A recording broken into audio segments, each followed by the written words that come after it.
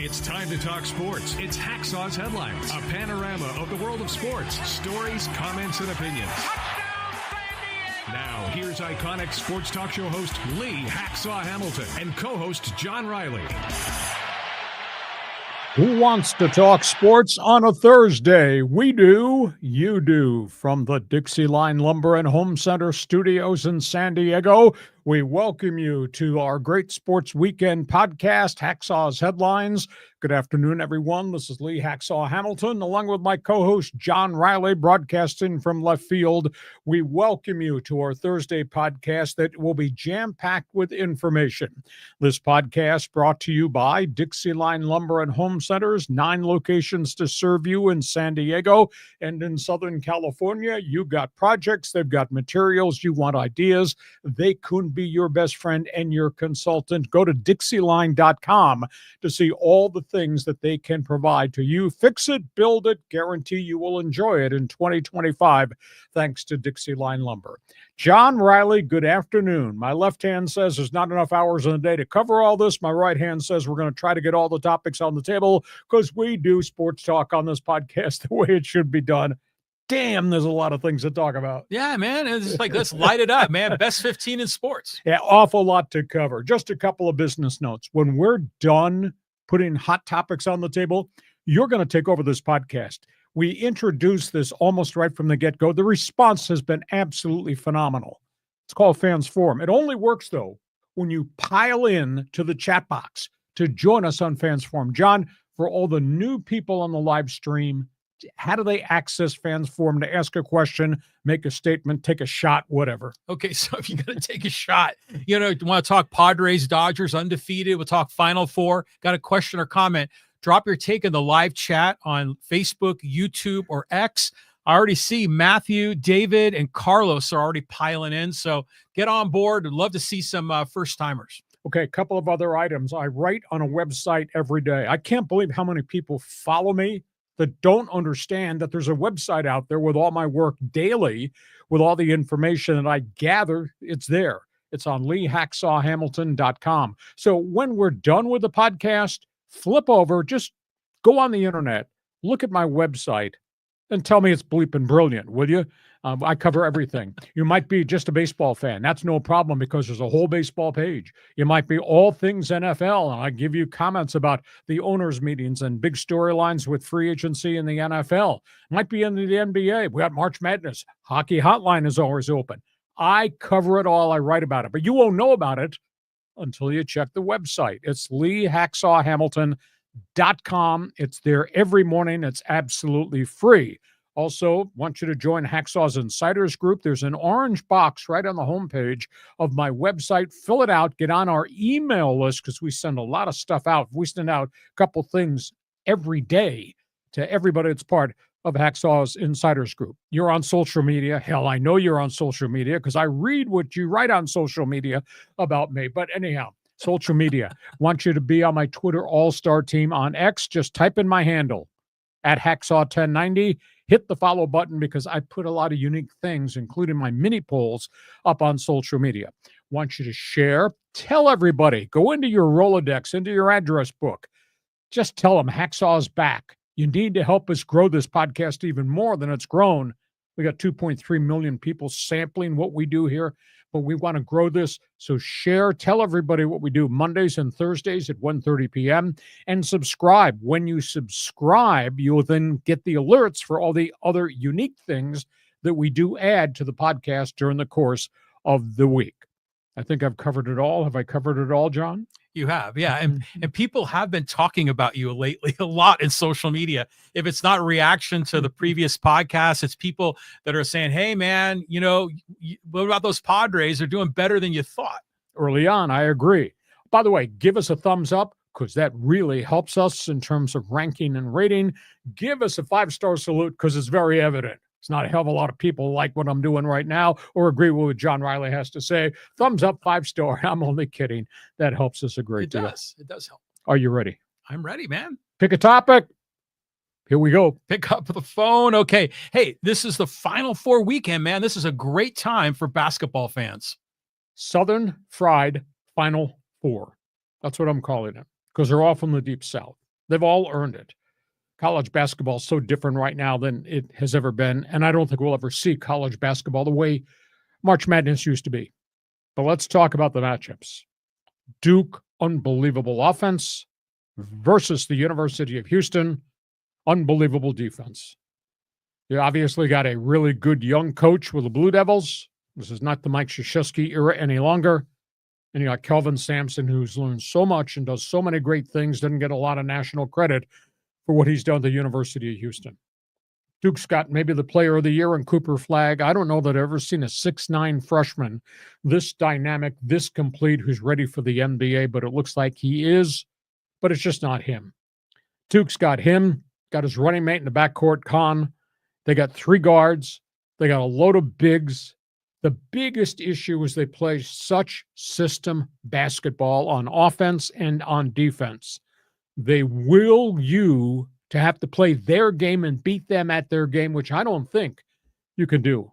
I mean, this collectively is a really great team led by a phenomenal freshman in Cooper Flagg.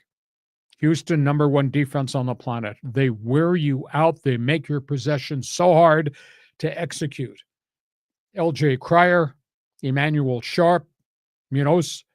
I mean, they got 3 great guards. You need great guards at this time of the year in the NCAA tournament. That being said, I don't know that they have enough firepower. And do they have the discipline to hold up to what Duke is going to throw at them? Because Duke, like I said, makes you play their game. Going to be interesting. Duke, Houston. Second game. All things Florida Gators. Walter Clayton is dynamic. There's a lot of sizzle to his game. Unbelievable shooter.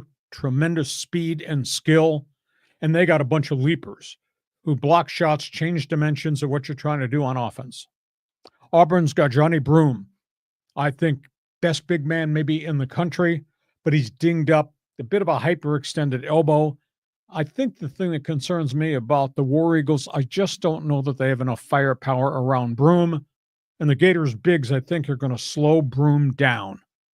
End of the day, I got Duke, I got Florida going to the championship game on Monday, but boy, is it going to be cool. And by the way, this is the first time since 2008 and only the second time in the history of the NCAA tournament dating back to the 1950s where all 4 top seeds made it to Final Four weekend.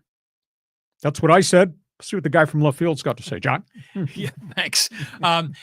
You know, we're upset that there's not enough Cinderellas in this thing, but to look at it from the other perspective, you got 4 great teams going at it here. You know, this is going to be a war on the court. I mean, remember like back in the 90s, it was Duke all the time. And we got tired of Bobby Hurley and Christian Laettner, but that whole era is really behind us. I mean, when was the last time Duke has been in the Final Four? Well, they went through the coaching change, and Coach K didn't like where basketball was coming, and he stepped away from it.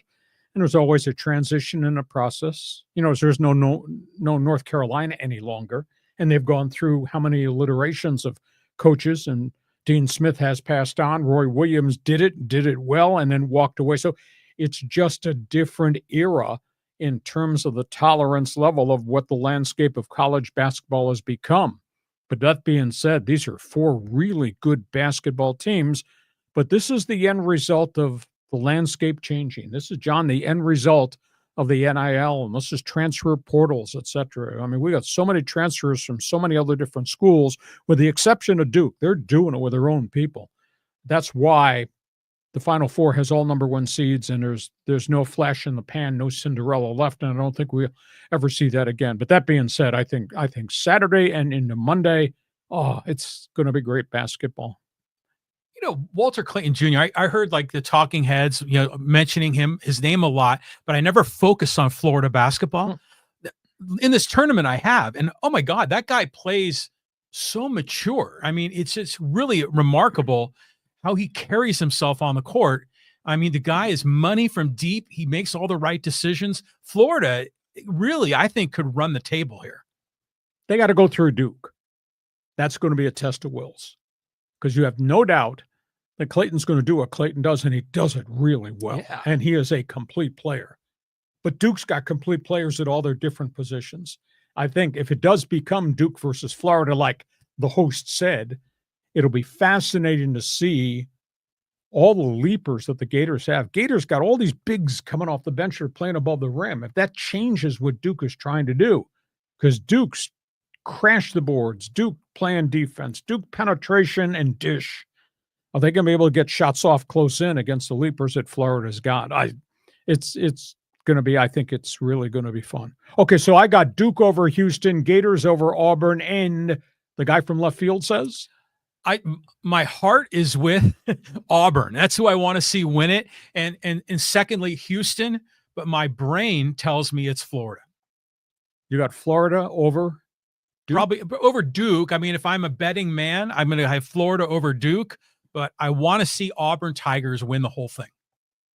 When you pay off the bet at the end of next week, I want the filet mignon, but I want the onions on the side and the shrimp on the other side. All right. So you got Duke.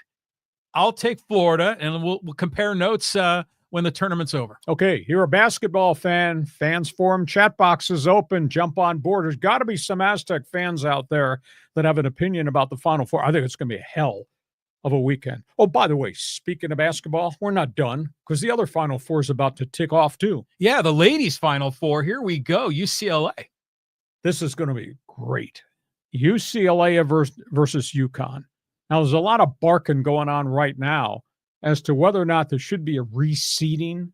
Gino Auriemma, the UConn coach, is of the opinion we should flip this and reseed it so we get the proper matchup in the championship game rather than maybe all guns ablaze in the semifinal. But you got phenomenal firepower at UConn, led by Paige Bookers. You got the brilliance of Gino Auriemma. It's his invitational tournament. And obviously you got Lauren Betts at 6'7", just a monster of a post player for UCLA. I think the burning question is UConn's going to crash a lot of people around Lauren Betts. Does UCLA have some outside shooting power that's going to be able to loosen things up? I got to believe UConn is probably going to win this game. Second game will be the Lady Longhorns of the University of Texas. That used to be a football school, right? Yes. Right, yeah. Against South Carolina. That's all things Dawn Staley. That's going to be a cool basketball game. There's no doubt about the fact that Texas is loaded, led by Madison Booker and Tay Jones. Between them, they're averaging 28 points a game. That's a lot of firepower Lady Longhorns have. But Dawn Staley is brilliant, and she's excellent at executing people in certain defensive stances to slow the other person's firepower down.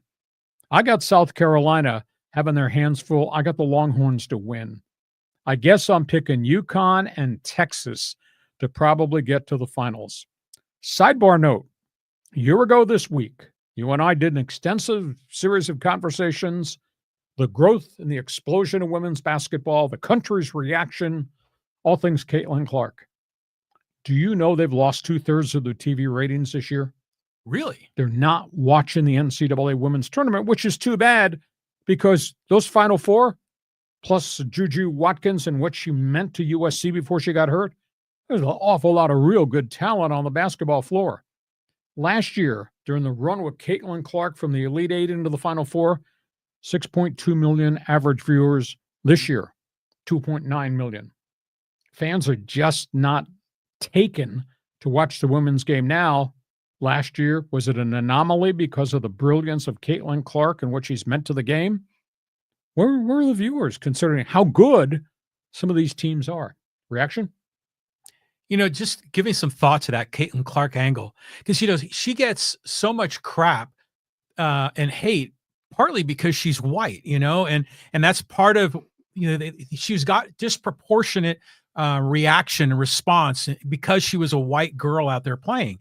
But if you buy into that theory, then this tournament, with Lauren Betts and Paige Beckers, you would expect the same thing. So I think what this is proving to us is that Caitlin Clark, uniquely Caitlin Clark, not her skin color, is what made it so special last year. Concur. And by the way, that then spilled over to the WNBA, where her first year was brilliant. Their ratings rocketed. The league expanded by 4 more teams because of her arrival and the popularity. And she took a lot of heat too, which is a sad commentary on appreciate the person. The hell with the color of the person. Right. Appreciate the person and the impact that Caitlin Clark has made on women's basketball a year ago today and what she made in the WNBA her first year. All right, who's going to win here in these Final Four? Women.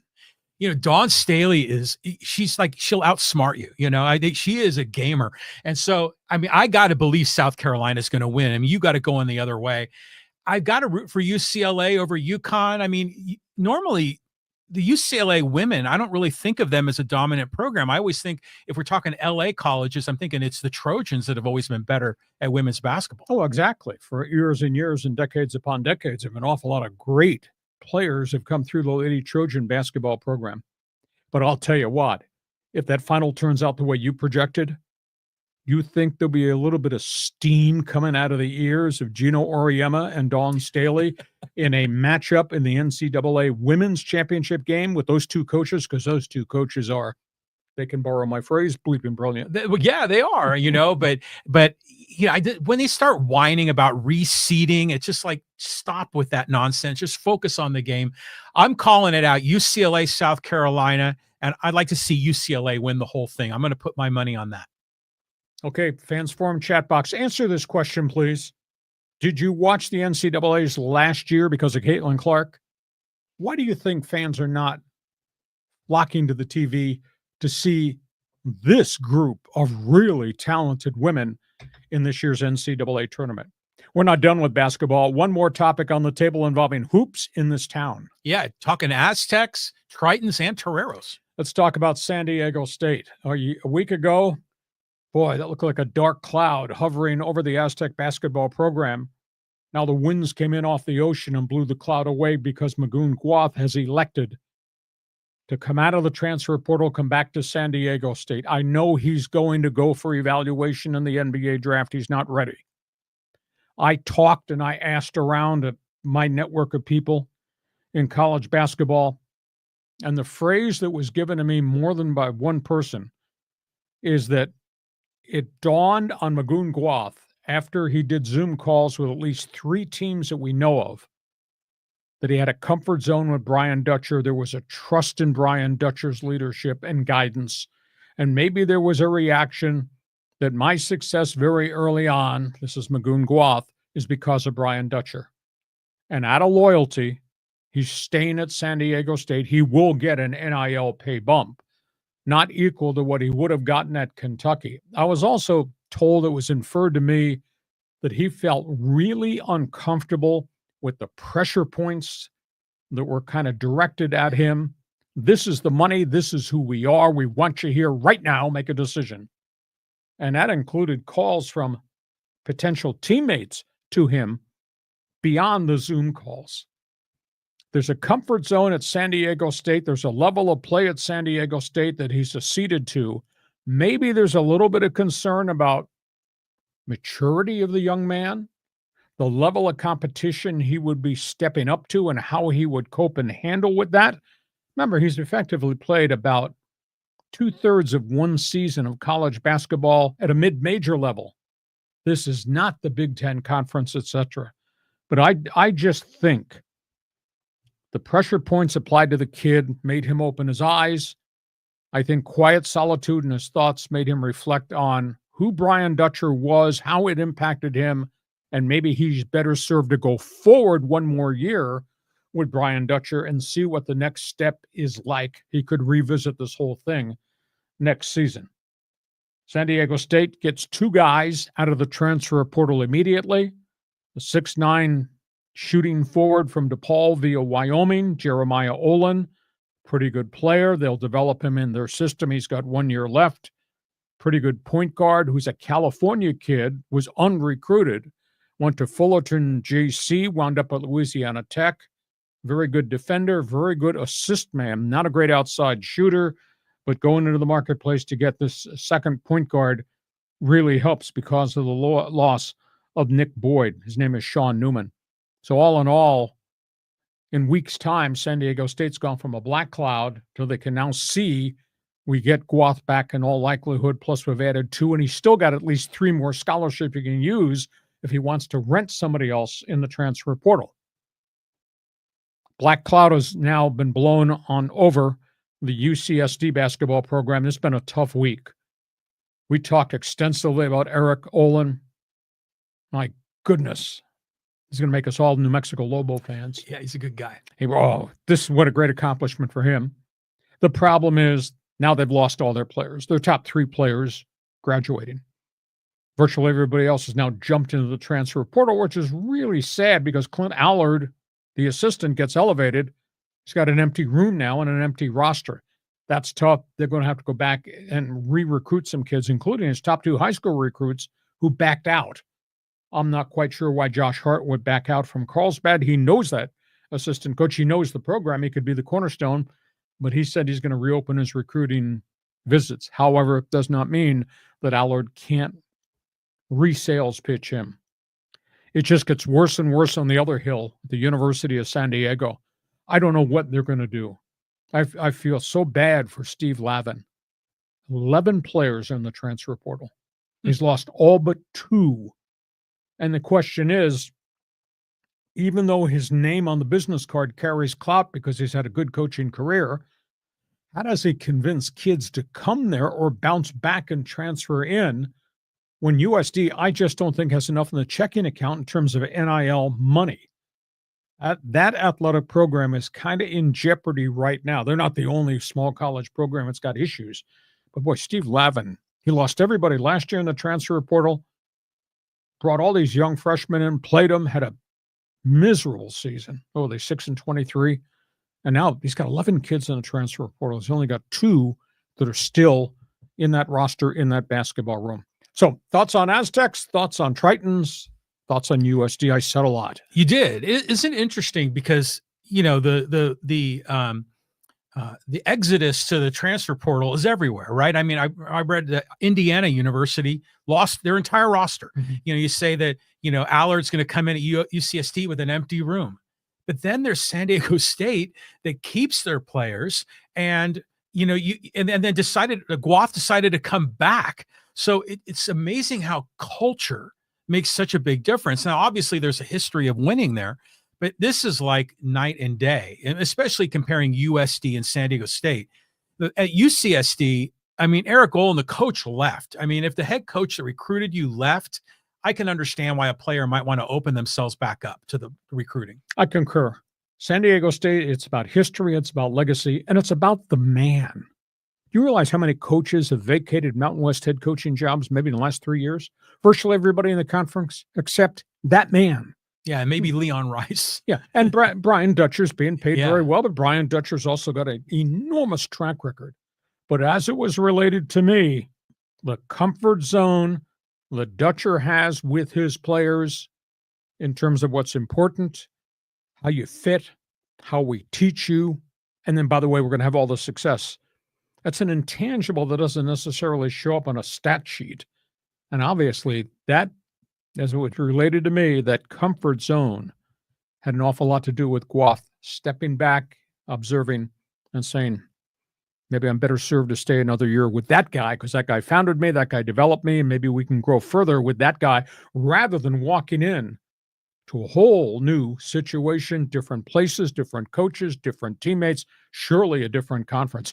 Do you think maybe his eye opened and realized maybe I'm not ready to be a Big Ten player or go to the SEC? I mean, it's different than Lamont Butler showing up as a 5th or 6th year veteran who's played in the big time versus Guath, who's played 2/3 of one season of his college career. Yeah, well, I mean, even Guath got hurt in high school. He didn't play much. So, I mean, Guath is a smart guy, and he understands what's going on here, you know, because he could transfer to a Power 4 school, and he might be on the end of the bench, might be an intriguing, you know, bench piece where at State he'll start. I just like the idea, not so much that Magoon isn't, I mean, he's in it for the money, of course. I mean, they talked about how his family, you know, was not a family of means. So he wants to be treated fairly. He's going to get paid. But in the end, he's looking for the right fit, just like Dutcher's looking for the right fit. And he's looking for a win-win relationship here. And that's what he's getting. And that speaks volumes to what Dutcher has built there. It's at Montezuma Mesa. So I'm thrilled. And then, by the way, that I read the article that Ziegler wrote about the kid coming over from Louisiana Tech. Yep. And nobody wanted to recruit this guy, but he kept working, and he's developed himself into the player that he is just because he loves the game. He earned it. Totally. Okay. Basketball fans, college basketball fans, I want you to respond. Join us here in the Fans Forum chat box. Impressed with what Guaf decided? Do you buy my theory? The intangible about loyalty and obviously the complacency and the comfort zone at San Diego State all played into this. We're going to take some, I'm looking for basketball people to jump on board. Join us in Fans Forum chat box. That's all things hoops. Now we go from that. Let's talk baseball. Baseball, man. 2 red-hot teams here with the Padres and the Dodgers. Padres, Dodgers, unbeaten. A combined 15-0 as they both go on the road. And they did it really differently this past week. And now they go away. Let's talk first about the Padres. I'm trying to develop some type of ideology as to what we've just witnessed in this first homestand. There's a huge picture that somebody sent me of the scoreboard right after the final game of the homestand. And right there in gold with brown lettering, Padres sweep. Yeah. That's pretty damn cool. Best start, history of Padre baseball, 57 years. I tried to think, give me a description for what we've just experienced as they went 7-0 at home, best start in the history of the franchise. The words that came to my mind, I should drink more tequila. Words that came to my mind, cutting edge baseball. That's the way they have played this first homestand. Edge, energy, focus, purpose. The other intangible, big bats, all healthy right out of the gate. And then to add on to the uniqueness of the week, Jackson Merrill, 9-year contract extension. Average 15 mil per season. Now, people like nicknames, so I'll throw this out to you. I know he's been referenced as the kid. Well, the real kid was Ted Williams, the San Diego native in the 1940s with the Boston Red Sox. Another nickname, the natural. Yeah, but Robert Redford has already claimed that one.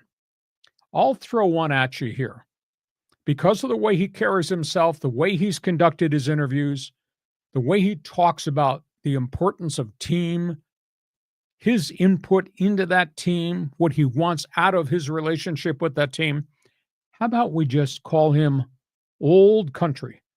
Because he's got values. Jackson Merrill's got talent, but he's also got really unique values that could work for somebody that young. How'd the Padres get to this point in time? Unbelievable. Bullpen, get this, 26 2/3 innings, John. The bullpen has given up 2 runs. As they go on the road, this bullpen has a 0.69 ERA out of the gate. Add into that, I said health. Tatis, healthy, 423. Machado, healthy, 400. Jackson Merrill, 417 batting average. Gavin Sheets, refugee, 444. Mr. Utility Man, Lockridge, he's hitting 500. Padres team batting average as of this hour, 299. Padres pitching staff, ERA, collectively, 1.50. Pretty damn impressive out of the gate. They earned it. We give them accolades. Yeah, I know it's a long season, but God's not coming down and reclaiming any of the 7 victories. You got an opinion? You agree with me? Look at the Padres in style right now, cutting edge baseball. They're doing everything right. And look at the kid. You like the nickname Old Country because of his values and his style and the way he plays? Feel free, jump on board. Fans Forum chat box is open. John, give me a response on the brown and gold. Oh, it's remarkable. I mean, you get a 7-0 start and they're still in second place. Isn't that funny? You know, I thought the Dodgers were actually going to lose last night and then Ohtani hits a walk-off. But you just got to love everything about this because, you know, there were questions about this team going into the season. You think? Yeah. And suddenly there are answers all over the place. 7 games in. Yeah, but still, that's just fantastic. So, I mean, I saw someone posted that if if they go 500 the rest of the way, they'll finish with 85 wins, which is amazing, So they're in such a great spot, and it just feels good to be a Padre team, but they're going on the road to play the Cubs, and that's not going to be easy at Wrigley Field. Concur. Okay, the other team. Let's talk Dodger baseball. Let's talk about the evil empire. Just absolutely amazing. Ohtani bobblehead night. Ohtani walk-off 9th inning home run on Wednesday night to cap off this homestand. The Dodgers are 8-0, but it's just not Ohtani. It's Edman, it's Conforto, it's Betts, it's Freeman, it's Muncy. It's a Dodger bullpen that's been brilliant. It's Yamamoto. It's Dustin May in his first start filled with emotion. And obviously it's Glass now.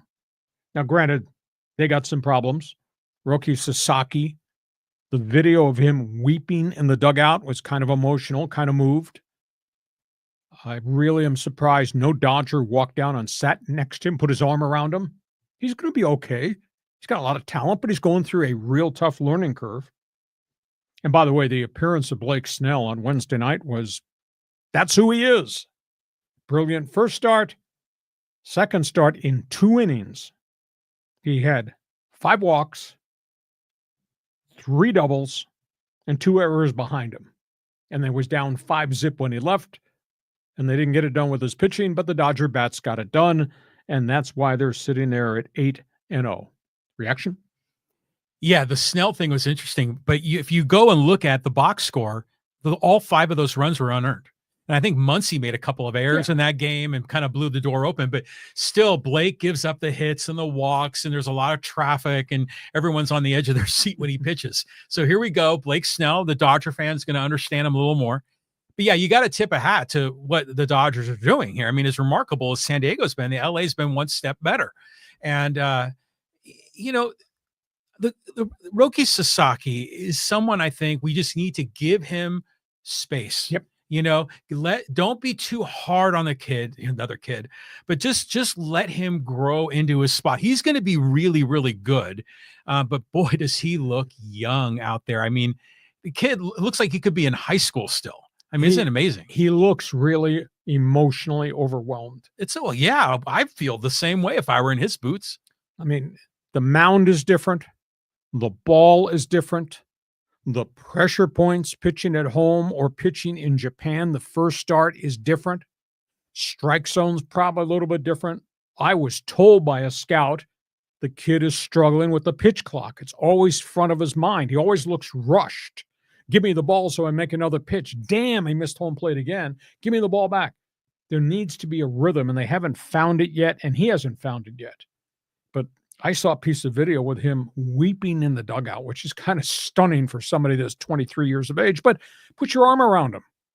I just asked Dave Roberts through Mark Pryor, if he's throwing ball after ball after ball, you go to the mound and settle him. Will Smith, walk to the mound, calm him down. Don't let him stand out there as if he's the only person on the planet having to solve this by himself.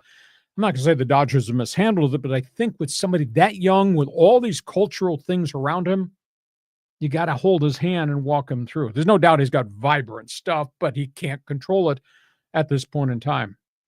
And now dude is going to go pitch in Philadelphia. Bandbox Philadelphia. Yeah. Home run hitting Philadelphia. Yeah. Philadelphia fan boos everything, including Santa Claus. You think they're going to be tough on the kid? Yeah, damn, I think they are. Yeah, they're going to be riding him really hard. But once he just kind of settles down, you do find that rhythm. And it's interesting how really mature ball players, pitchers, know how to milk that pitch clock. And they know in their head, their internal clock knows when they get right near the end. And so Roki just has to get a hold of that feeling about that rhythm. But yeah, this team is loaded. I mean, everyone is loving the Dodgers in LA. I mean, we kind of were joking how many games they were going to win. I mean, you're still on for 110, right? 110 or 105. I concur with you. So we got the evil empire and the guys with cutting edge baseball. This is going to be fun. And they both go on the road. Dodgers at Philly, Padres at Wrigleyville. Last baseball topic. This one broadsided me. It really did. Yeah. I'm interested in talking this through with you. Let's talk about Jurickson PROFAR. Braves are really upset. I was told by one of the Atlanta beat writers, Braves players are really pissed. Atlanta's got so many injury problems out of the gate, and not everybody who was hurt last year is back healthy this year yet. Acuna will be there before the end of the month. Strider will be there, they think, within 2 weeks. But now they lost one of the relievers that they DFA'd, Hector Neris. They got a lot of issues right now. But this PROFAR thing just shocked everybody. I guess, good headline, John. What do you believe? I have a tough time because I've dealt with PROFAR, talked to PROFAR multiple times. I thought good human being, fun guy, loves the game, career resurrected twice because of past relationship, AJ Preller. It had not been easy for him. Real high draft pick, kind of failed miserably, looked like he was washing out in baseball, kept coming back, refined his stance at home plate last year, had the 280 season with 24 bombs. And now this, he tests positive for a masking agent that has been used by other players, aka Manny Ramirez, to hide steroid usage. So immediately now, everybody reflects back on the 280-24 season and said, oh, maybe this guy was on some form of juice and was hidden because of the masking agent. However, PROFAR said he was tested 8 times in San Diego, never tested positive. And if that's the case, then you ask, okay, did he cheat? He says no. Then if that's the case, why would you take something without knowing what was in it? That's the rationale I have right now. He did not know, but shame on him. Baseball players have the best care program in sports, and everybody does supplements and everybody trains in the off season, John. And here's this green bottle. It's been recommended you use it to off season train or help you recover from injury.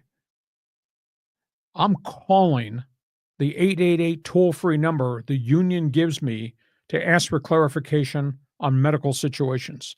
I'm calling that number. I'm not taking that green vitamin pill until I get clearance from the union and its doctors. Why would he take something without knowledge? Just because it's not listed on the label does not mean there's not something damaging in there. So that's a big issue there. He just, to me, he didn't pay attention. Did he do something? Did he buy something on the black market? You got to be freaking kidding me. But I'll tell you what, when you're in the Caribbean, whether it's Puerto Rico, Dominican Republic, Venezuela, where he's from, anything is possible. But why would you take something without knowledge? Stupid on him. And now it really damages the Atlanta Braves. Because remember, they got rid of power hitter Jorge Soler so they could get him. They get him, and now they lose him for 80. He loses almost $7 million of his contract, can't practice with the team. And even when he gets back, will he be welcome back if the Braves are buried in the standings? And by the way, he can't play in any postseason games by virtue of this whole in-game, in-season suspension. So, John, you tell me, what do you believe? This is a hard one, because we all love PROFAR, and we just hate that he got involved in this. So, by the way, he's from Curacao, which is really close to Venezuela, yes. But, we just love the guy. Remember, he came back to Petco Park, led off for the Braves, got a standing ovation from the crowd, all good vibes, vibes above replacement, as Divine Gospel would say. So I don't know. I mean, it makes you wonder what really happens, beyond the clubhouse, because these guys get together, they compare notes, different training regimens, different things that they're doing to make themselves better. There are a lot of conspiracy theories about the linkage with Tatis and Tatis Sr., that sort of thing. I mean, we can let our mind go in a lot of different directions here, but I love what Mike Schultz said. They said, how do you feel about PROFAR? He says, I feel the same way about him as I did an hour before the announcement. And he says, I love Pro. And so I like to see his guys just supporting him, because he needs the support right now to get through this. Okay, but you're talking to me about being a fan. I understand that. But if he were your leadoff hitter in San Diego and you paid him $15 million per season and this happened, Now you got a black hole and no money and no PROFAR in your batting order. Would you still be praising the world, or would you be asking the questions that I asked? Well, I think it's easy for Mike Schilt to really back PROFAR when PROFAR isn't on the Padres anymore. So to your point, yeah, if you're a teammate and the Braves are going to be one of the top teams in the National League, if you're, Austin Riley or someone, yeah, you want that guy out there. I mean, you're a weaker team without him. So and then when's Acuna coming back? They say within a month. Okay. I mean, they think Strider within 2 weeks, but these guys are in such a hole right now. And they're missing their catcher too, aren't they? Yes. Yeah. So, I mean, everything's kind of going sideways, but you know what? This season is so freaking long. I mean, we just got started. When we get into July, August, we won't even probably remember this. Are you a politician? We have an L-shaped table in the studio here in John's Castle. I just think in the last 2 minutes, John has run a lap around this table without answering my questions. What's the question? What do you believe? Do you believe he cheated, or do you believe it was stupid for him to take something? Okay. I believe that the data is accurate. I believe that he took something and triggered the test result. But was he stupid and did something? I don't think it's that. I just think that, again, I think these guys are comparing notes. They're finding ways to kind of maybe cheat, maybe kind of play along the edge of the rule book, to find a way to get an advantage. Because look at what the end result is. Let's just pretend for a minute that he was on the juice last year. He got rewarded for it. He got $42 million. He was able to cash in. The incentive structure is such that these guys are going to be looking for an edge. And, so I tend to think that there's probably something going on here. I don't think it's an innocent mistake. Okay. I find it hard to believe that he would do something like that based on my relationship and my interviews with him and how I've seen him last year during the star-studded season. I think he took something without checking with the union, which means stupidity. Well, that is stupid. I mean, maybe he was treating ringworm. Oh. Okay, you got an opinion, PROFAR. What do you believe? It took me a while to pull an opinion out of the guy from left field. Fans Forum chat box is open. You want to talk Padres, Dodgers, how cool was this week? You want to talk about the black cloud, PROFAR, Braves, etc. Fans Forum chat box is open. We get to halftime. Our podcast kicking off this great sports weekend, brought to you by DIXIELINE Lumber and Home Centers, 9 locations to serve you in San Diego. Does not matter what the project is, DIXIELINE has the materials. John, just walk us through who DIXIELINE is and what DIXIELINE can provide anybody, whether it's this week, next month, 5 months from now, if they want to do something in the home or at work. Yeah, DIXIELINE means different things to different people. But if you want to build it, fix it, enjoy it, if you want to make your home spectacular, that's where you go. And, just let's talk a minute about doors and windows, because a lot of people are replacing their windows, during, this time of the year. They want to get, better sealage, but would protect energy interiors. But at the same time, people are going for these doors. Now, check these doors out. These are they call these big doors, and you'll see these at some of kind of the really high-end homes, but they're now a lot more affordable for, your median home owner. And these things make your outside space and your inside space like one big contiguous area, like great for entertainment, for parties. So you see these are big doors. Talk to your DIXIELINE door and window expert, and they'll tune you in on all of this. And the cool thing about this is you're going to see that the doors, they actually collapse into the wall. So those are pretty slick. I volunteer.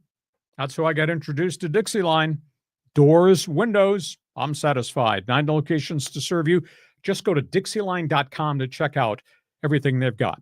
We're at halftime, Thursday podcast, kicking off this great sports weekend. When we are done with topics on the table, because we do sports talk the way it should be done, with a lot of topics and a lot of opinions, you take over the podcast with Fans Forum. Yeah, people are already piling in here, talking about PROFAR, talking about Chargers and the draft, talking about Jackson Merrill. So we got people already piling in. Hey, and if you want to move to the front of the line, you can throw a couple of bucks at it, at your comment or question in the YouTube super chat, and we'll get you involved in Fans Forum. Okay, don't forget, if you like sports, please check my website. I can't believe how many people that I cross paths with is You and the guy from left field are pretty damn good on this podcast. I said, that's great. Glad you enjoyed it. I said, if you check my website, what website? Come on now. Hey, when we're done with the podcast, I want you to go on the internet, just punch in leehacksawhamilton.com. See my website. It's all written. It's their first thing every morning. We cover a ton of different things. You may just be a baseball fan. All you care about is the opening of the season and pennant races and stories and all that. Fine. Look at the baseball page. You might be into the NFL with the draft just around the corner. You like the NBA, hockey, feel free. I cover it all. I write about it all. It's there first thing every morning. Also, want you to become part of Hacksaw's Insiders Group when you join, and you can join just by going to my website. There's a big orange box. Get on the email list. You'll get a couple of emails every day from us about things that we're doing. Join us there on the Insiders Group. You're on social media. Damn, I know you're on social media. I read what you write about me on social media. I want you to join my Twitter All-Star team on X. Just go to @Hacksaw1090, hit the follow button. Want you to share. Tell everybody what we're doing Mondays and Thursdays at 1:30 p.m. Want you to subscribe. When you subscribe, therefore, you get the alerts every time he or I put something up on the YouTube channel. With apologies sometimes if that stuff dings at 2:30 in the morning, but we work all hours here. But I want you to share, subscribe, tell everybody what we do. I'll tell you, the most intangible thing you can do is give us a thumbs up or give us a 5-star rating. That explodes. That really helps us grow this thing. And last we checked, we had 2.3 million friends and followers on our podcast. So we want you to join our team in so many different ways. Anything I missed here on social media? You covered it all, man. I'll just say this is that, with all the podcasting that you and I do twice a week, and then in between, I'm editing the videos and chopping them up into video clips, and then we're doing the one man's opinion commentaries, and then plus I'm the kind of helping getting your one man's opinion column as well as your best 15 minutes column together. It's the volume of sports information that comes from you is insane, and I get to experience it every day. As a Hacksaw fan, a sports lover, I like that. But I think fans, if you want more information in sports, this is your guy. That's my website. That's your website if you go ahead and check it out. Okay, we go to the second half as this great sports weekend continues on a Thursday. John, where do you want to go? Former Chargers Seahawks broadcaster, we got to talk about the NFL. Let's talk about the owners' meetings. They just concluded in West Palm Beach, Florida. They didn't get the job done. They had the chance to really make some impactful rule changes, and they didn't do it. Let's just walk through the things that they voted on, voted down, or tabled. The word of the week was table. They didn't take the action they should have. Unbelievable debate about the TUSH push. Part of the coaching staffs were of the opinion it's illegal and it's dangerous. NFL's response, we don't have enough medical data. Some team doctors have indicated that players potentially could suffer catastrophic neck injuries. Well, all that pressure with guys piling on guys and guys diving headfirst into the pile to stop the TUSH push, they think it's dangerous. NFL owners say there's not enough data. They tabled the proposal. Now, there's a bigger piece of that conversation. Roger Goodell, in his State of the League address, also indicated, well, if we're going to block pushing at the goal line, stop quarterbacks, running backs getting pushed in the end zone, we need to go back and maybe throw penalty flags. We can't allow pushing anywhere. We can't allow running backs on a sweep to the right to get pushed into the end zone by blockers. We can't have guys who intercept passes coming back the other way get pushed forward. We can't have a 3rd down and 3 become a pushing down to get a first down. It's very, very complicated. The Eagles have polished it, mastered it. Virtually nobody else has been able to do it. But at the end of the day, it's now a bigger picture conversation, which is why they've tabled it till the May meetings. And there's going to be a lot of dialogue between now and the May Memorial Day meetings. This still might happen. There's also a theory we shouldn't be passing a rule to penalize somebody that's polished it, the Philadelphia Eagles. So, mixed bag. You've got an opinion on the TUSH push, feel free. Overtime. Obviously, they've changed the overtime rule. Now in playoffs, overtime goes 15 minutes. Now in playoffs, both sides get a full possession. Well, they voted to allow both teams in regular season to have a full possession, but they're only keeping it at 10 minutes, not 15 minutes. My only burning question of that is, John wins the coin toss to start overtime, and John grinds his way down the field, eats up 8.5 minutes of overtime, and scores. I'm going to get the ball, but I'm only going to have 1.5 minutes out of the 10-minute period to try to tie the game. Is that right? Is that fair? Or should my possession go as long as it takes until you stop me or I score? Big issue there. So, yeah, two teams get the shot, but is it a fair shot? Is it an equal shot? If John Riley's team goes down, and I'm not letting your ass in the end zone, by the way, goes down and scores in an 8.5-minute possession to start the overtime. Replay assistance from the booth upstairs. We've had this already. The guys upstairs can look at instant replay immediately and message down to the referee on the field. That was not an illegal chop block. That was not an illegal blow up on the sidelines. That was not a hit on the quarterback.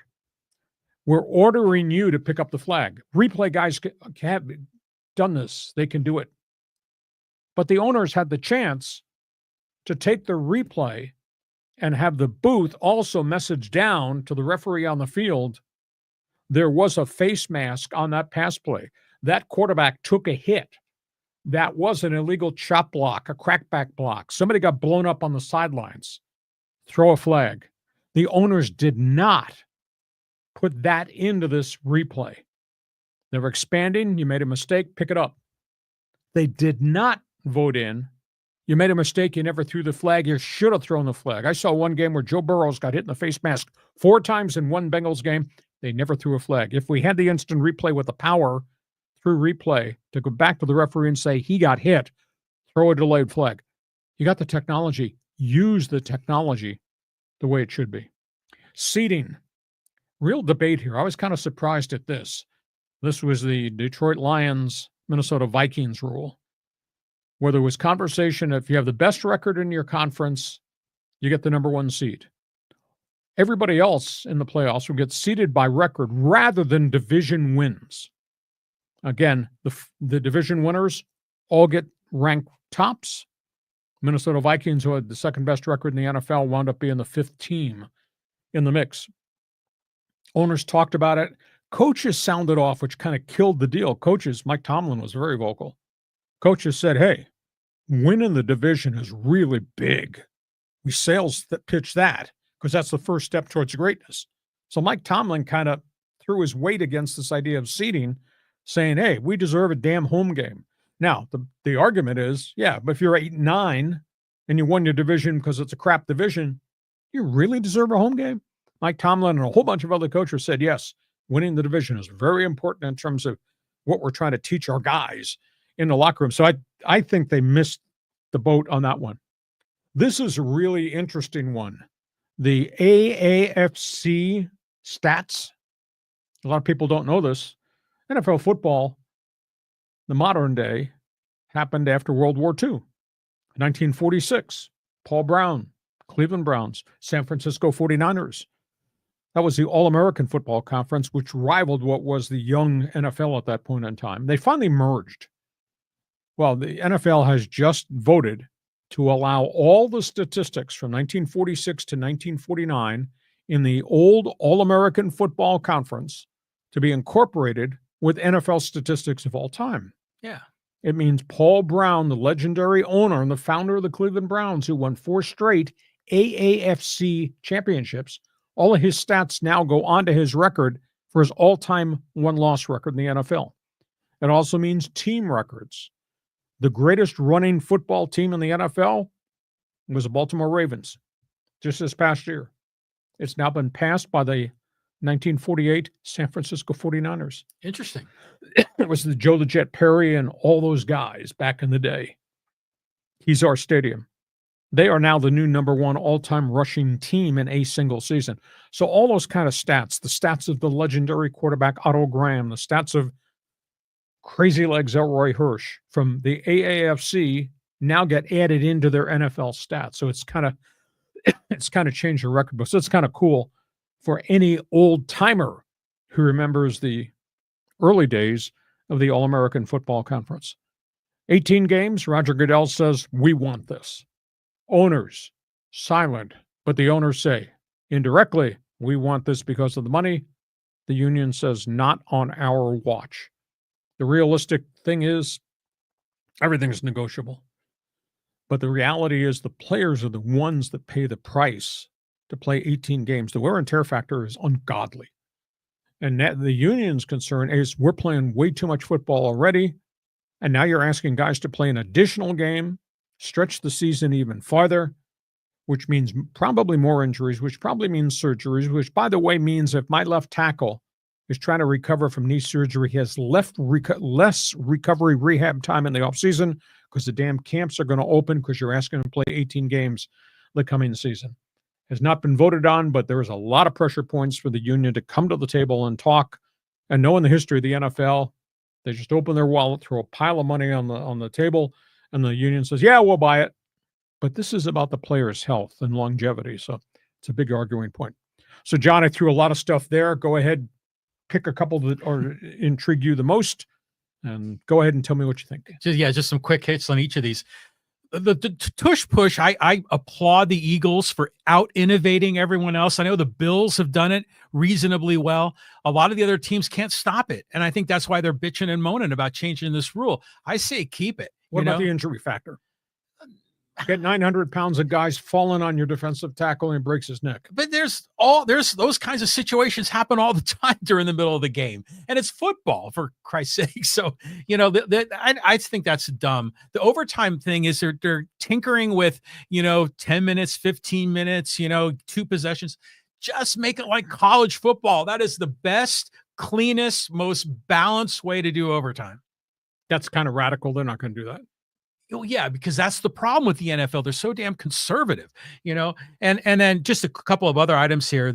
I like the story about the AAFC. I didn't know a lot of those details, the history of the NFL. You're a transplanted, deported 49er fan. You didn't know about the old 49ers, Y.A. Tittle, Joe the Jet Perry, and you need to go punch that up on your internet and study how great the old 49ers were. Not as great as Paul Brown and the original Cleveland Browns, but damn good. Well, I mean, I knew about Y.A. Tittle. I know he played for the Giants and the Niners, but I thought he played like in the early 60s, maybe the late 50s. Did he go all the way back to the late 40s? I think he was there right in the late 40s. Amazing. Okay, sure. So, wow, all right. So I didn't know that. But I mean, it's kind of interesting to see. There's always the competitive league that comes up and they either merge or they die. And this was another case of a merge. Exactly. Okay. That's all things NFL. Feel free. You got something you'd like to add to the NFL notebook? Jump on board. We're not done. There's another topic on the table. Another one here. We'll talk some teams and players around the NFL. What's really interesting, because at the owners' meetings, they take the first day and they hold 30-minute press conferences with every coach in the league. They take the second day and they hold 30-minute press conferences with every general manager or owner in the league. So these are the storylines that are coming out. We start with the first helmet, the Cleveland Browns. This is interesting. Cleveland Browns football under Jim Haslam ownership has just been crap, just disgraceful. Not only losing, not only having no quarterback since 1999, the crisis with Deshaun Watson.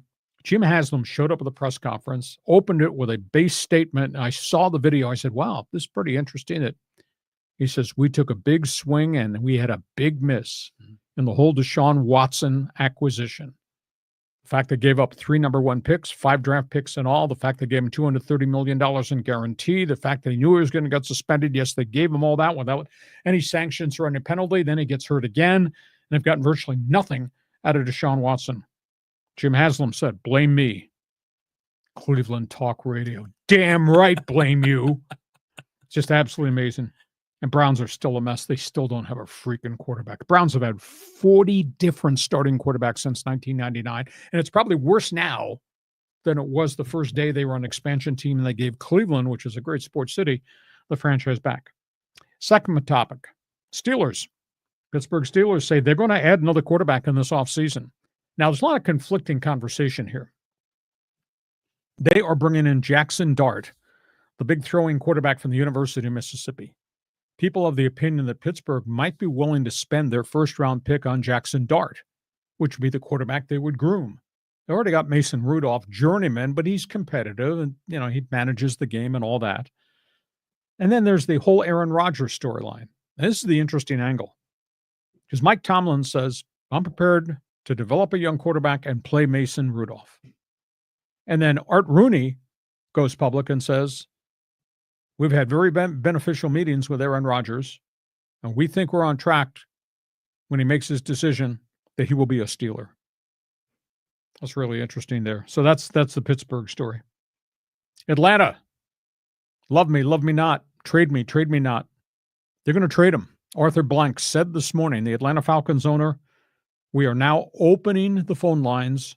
You can call if you wish to make a proposal to trade for Kirk Cousins. Kirk Cousins, who was just given a roster bonus of $10.5 million on top of his $27 million salary. That's a $37 million investment. They're going to take trade offers and they're going to move them. They're going to take a cap hit when they do it. They want a significant draft pick, although at age 37, I don't know what I'd give up, maybe a third or a fourth round pick, but evidently they're going to take an offer.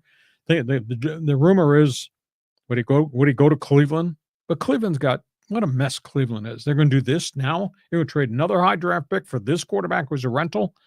It's just kind of a strange story. 49ers, John Lynch, general manager. Jed York, owner, meet with the media. They admit their hand has been forced. Did you know they're waving a white flag on the season probably by doing this? Right now, it's really? It's well, tell me. Okay. They said they had to let go 17 guys off the roster because of salary cap considerations so they can sign Brock Purdy. Wow. Their roster has really been stripped. I mean, they moved a lot of guys off that roster, started with the Deebo Samuel trade, but there's been such attrition. Kind of hard to believe they're waving the white flag at the end of March in San Francisco, but they seem to be. New England, that's quite a story. I think they've had a hell of an offseason, and now they get good news on the medical front. Christian Barmore, a really good defensive tackle, kid out of Alabama, plays in an unsexy position, just makes a lot of things happen in the defensive front. Missed all last year, blood clots. Came back at the end of the season, final 2 or 3 games played okay. A blood clot problem resurfaced. Anyhow, he is now totally cleared. He will be in OTAs, green light go. And why that is important, because he's a fine player, is now you got Barmore along with Milton Williams, who they signed from the Philadelphia Eagles, who I think is a young stud, and they got 8 other free agent starters. Mike Vrabel's got a really good thing going there in New England, and now he gets this good medical news on Christian Barmore. The last one is the Rams. There's 2 angles to this story. Les Snead, the general manager, drops the hint. Draft, we're looking to go get a quarterback for the future, which means the Rams might use the 2nd pick or the 3rd round pick for the right guy if they find the right guy. And there's a whole bunch of second-tier guys that might have upside and potential, led by Jackson Dart, but the kid from Syracuse, Kyle McCord, the athlete at Alabama, Milroe. There's just a whole bunch of guys there. I was told the Rams made an offer to trade for New England's 3rd quarterback, Joe Milton, big stud out of the University of Tennessee, but they got outbid. Milton this morning was traded to the Dallas Cowboys. Instead, he'll be their backup quarterback to Dak Prescott. He's big and he's raw. He throws the hell out of the ball, but sometimes he doesn't know where it's going. But he's really young.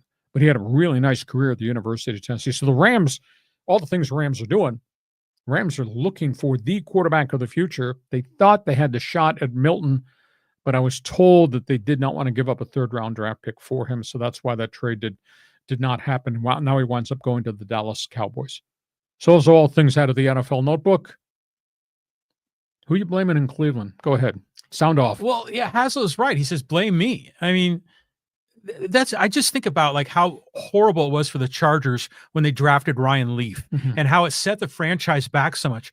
Now you're paying a gazillion dollars for this quarterback, Deshaun Watson, and you gave up 5 draft picks, 3 of them number 1s, and you're paying him all that money, and he's hurt, and he's not, even when he's healthy, he's not playing up to that level. I mean, they're screwed for a long time. Oh, they're in holy salary cap hell forever. Jim Haslam, blame me. Damn right. Jeez. You're helping Mike Tomlin. What are you going to do in Pittsburgh? Well, it's funny when you think of Mason Rudolph. I always think of when he got in that thing with Myles Garrett, sure, where Myles Garrett took his helmet off and was bashing Rudolph over the head with that. I can sense like some gamesmanship going here. Oh, we're kind of interested in Aaron Rodgers. Oh, no, we're not. Oh, we've got our quarterback. It's Mason Rudolph. Or everyone knows Mason Rudolph is not going to win a championship for you. He's going to be a guy that's going to be the game manager, but really a second stringer. So I don't know. I mean, it's just, I think a lot of this talk, this chatter right before the draft, it's just a lot of BSing and bluffing going on. It's called smokescreen. Yeah. But Pittsburgh does have to get a quarterback. Pittsburgh's got to get a running back because they let Najee Harris go. Pittsburgh's got a lot of things that they got to fix there. Are you an embittered 49er fan? Are you an upset 49er fan? Are you just getting rid of your 49er gear? I mean, John Lynch's hand was forced. And I've defended John Lynch. I got people that email me, just kick the crap out of John Lynch. I defend John Lynch because they won with young players. Young players then earn their second contract, which is mega pay raise.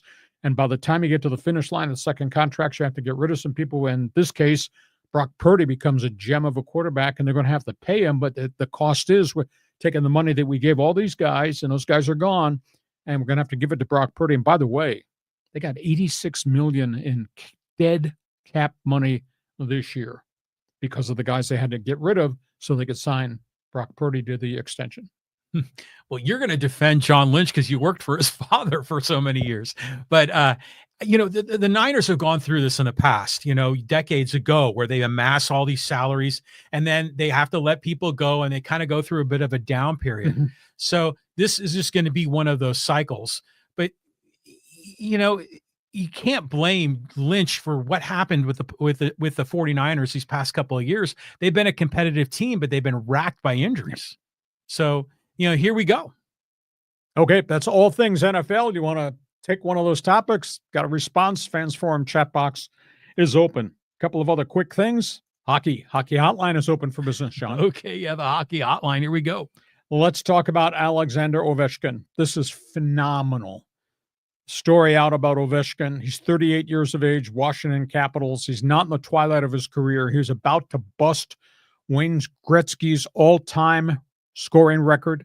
He is now just 2 goals shy of Gretzky. Gretzky with 894. Ovi is at 892. He's got a week and a half to break the record. It'll happen pretty quick. Really unique individual. A lot of controversy swirling around this unique individual. He spends half his year in Arlington, Virginia, in and around D.C. He goes back to Russia. He is an icon there. He's friends with Putin. It's a real significant issue right now because he's got friends in Ukraine. He's got Russian hockey players who are kind of torn over the war with Ukraine. But he's been a stand-up guy. He's a hell of a player. I think he's a hell of a man. He's got 2 little kids. He does so much for charity here, and he does so much back there, which is absolutely amazing. And he gets heavily criticized because there are pictures everywhere of him with Putin. And he's known Putin a long period of time. And the only thing that Ovi will say is, this war is wrong. War is bad for everybody. And it doesn't matter who is involved in the war. It benefits nobody. So he's tried to walk the middle of the road. I'll tell you what, he's a hell of a guy. I watched the Capitals game last night with Carolina. It was just bloodshed. It was brutal. It was slap shot. There was 144 penalty minutes and Ovi scoring goals. So he's really a fine player. He's going to break Gretzky's record, which to me is absolutely stunning. Second topic is Gretzky. Not Gretzky the player now, Gretzky the person. Do you want to put up the yellow police tape around me right now? Because we're going to talk politics. Oh, here we go again. Here we go again. Wayne Gretzky has taken enormous national heat. Gretzky retired as a superstar. Oilers, LA Kings, finished up his career, all-time leading goal scorer, NHL. Gretzky is a confidant, a supporter of Trump. Gretzky was very actively involved in the Four Nations hockey tournament. Dropped the puck, took part in the flag swapping ceremony, and Gretzky saluted Team USA. Since he's an American now, living here in America, in Hollywood. Gretzky did not salute Team Canada. Gretzky refused to talk about Trump wanting to annex Canada. This is Gretzky who got the Royal Order of Canada, which is an absolutely phenomenal individual accomplishment. He got that. And he would not stand up and make a statement that Canada is very special, that Canada should not be touched. This should never have been spoken. But he supports Donald Trump. Gretzky has taken so much national heat for not defending the honor of his country and where he's from. Real tough situation. LA Kings. I kept saying, geez, I don't think I'd want to play Winnipeg in the first round of the Stanley Cup playoffs. Winnipeg's sitting there with almost 50 wins. I don't really want to play the LA Kings right now in the Stanley Cup playoffs. LA Kings record, 28-4-4 at home. That place has become an insane asylum. 28-4-4? At home. That's unbelievable. We all know about Kopitar, and we know about Kempe, and we know about the 22-year-old that they force-fed, Quentin Byfield, who's really become a goal scorer. And then went out and got this guy off the street at the trade deadline, Andrei Kuzmenko.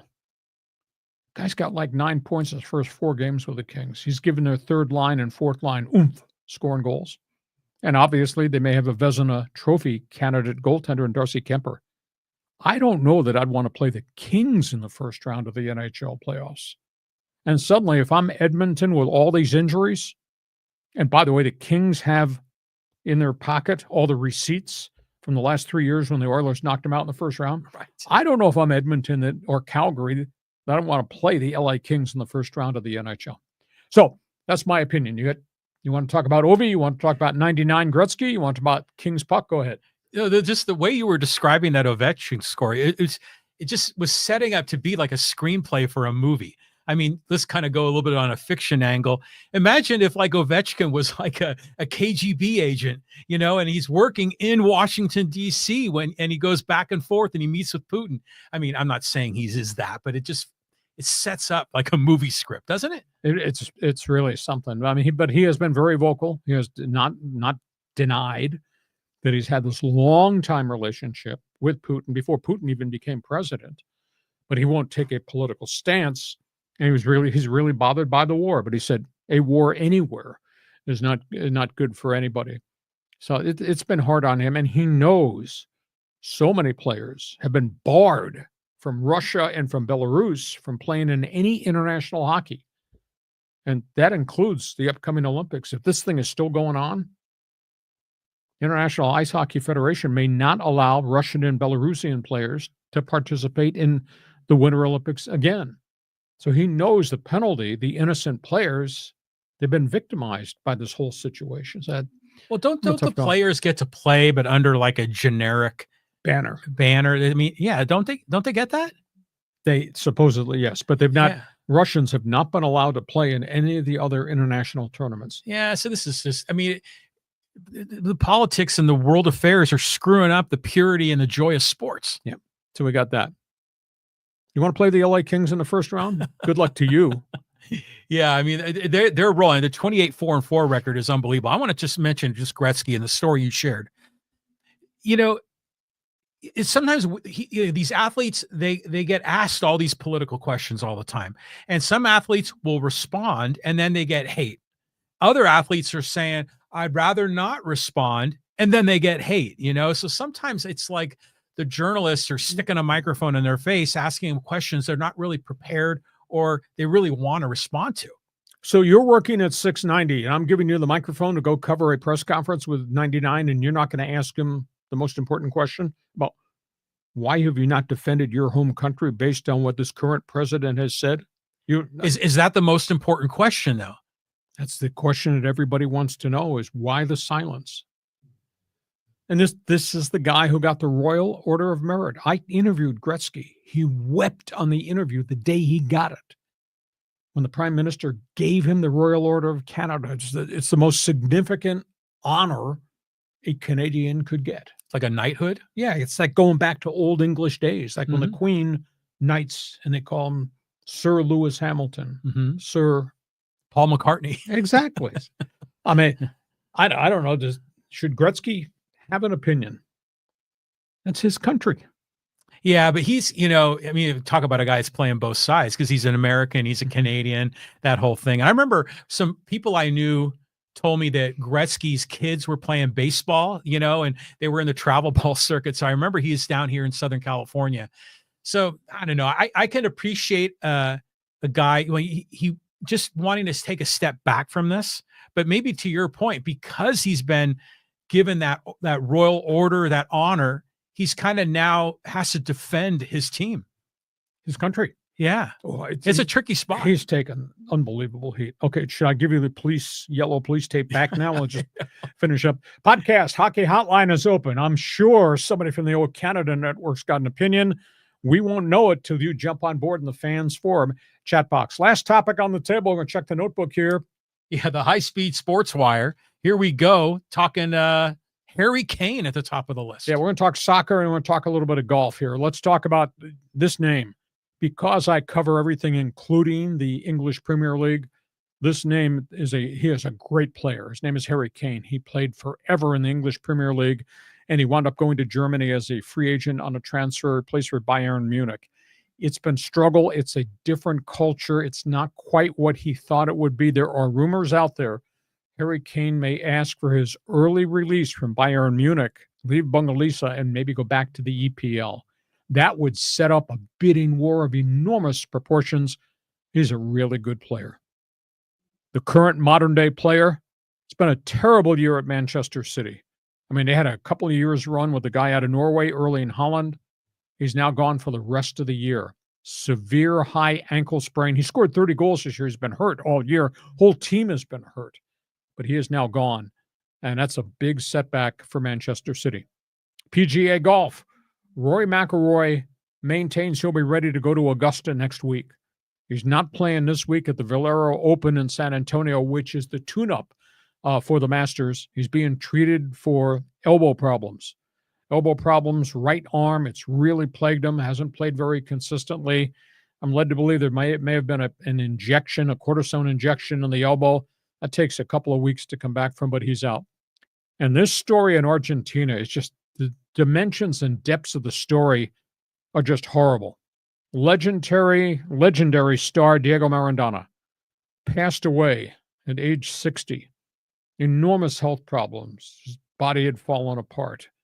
One of the greatest South American soccer players of all time, but there was an enormous history of lifestyle, drug abuse, alcohol abuse, etc. 7 of the medical people who were involved with emergency surgeries for Diego Maradona. He had blood clot area. They solved that. Then he had a stroke, more heart problems. 7 medical people being sued for homicide for mistreatment of Maradona.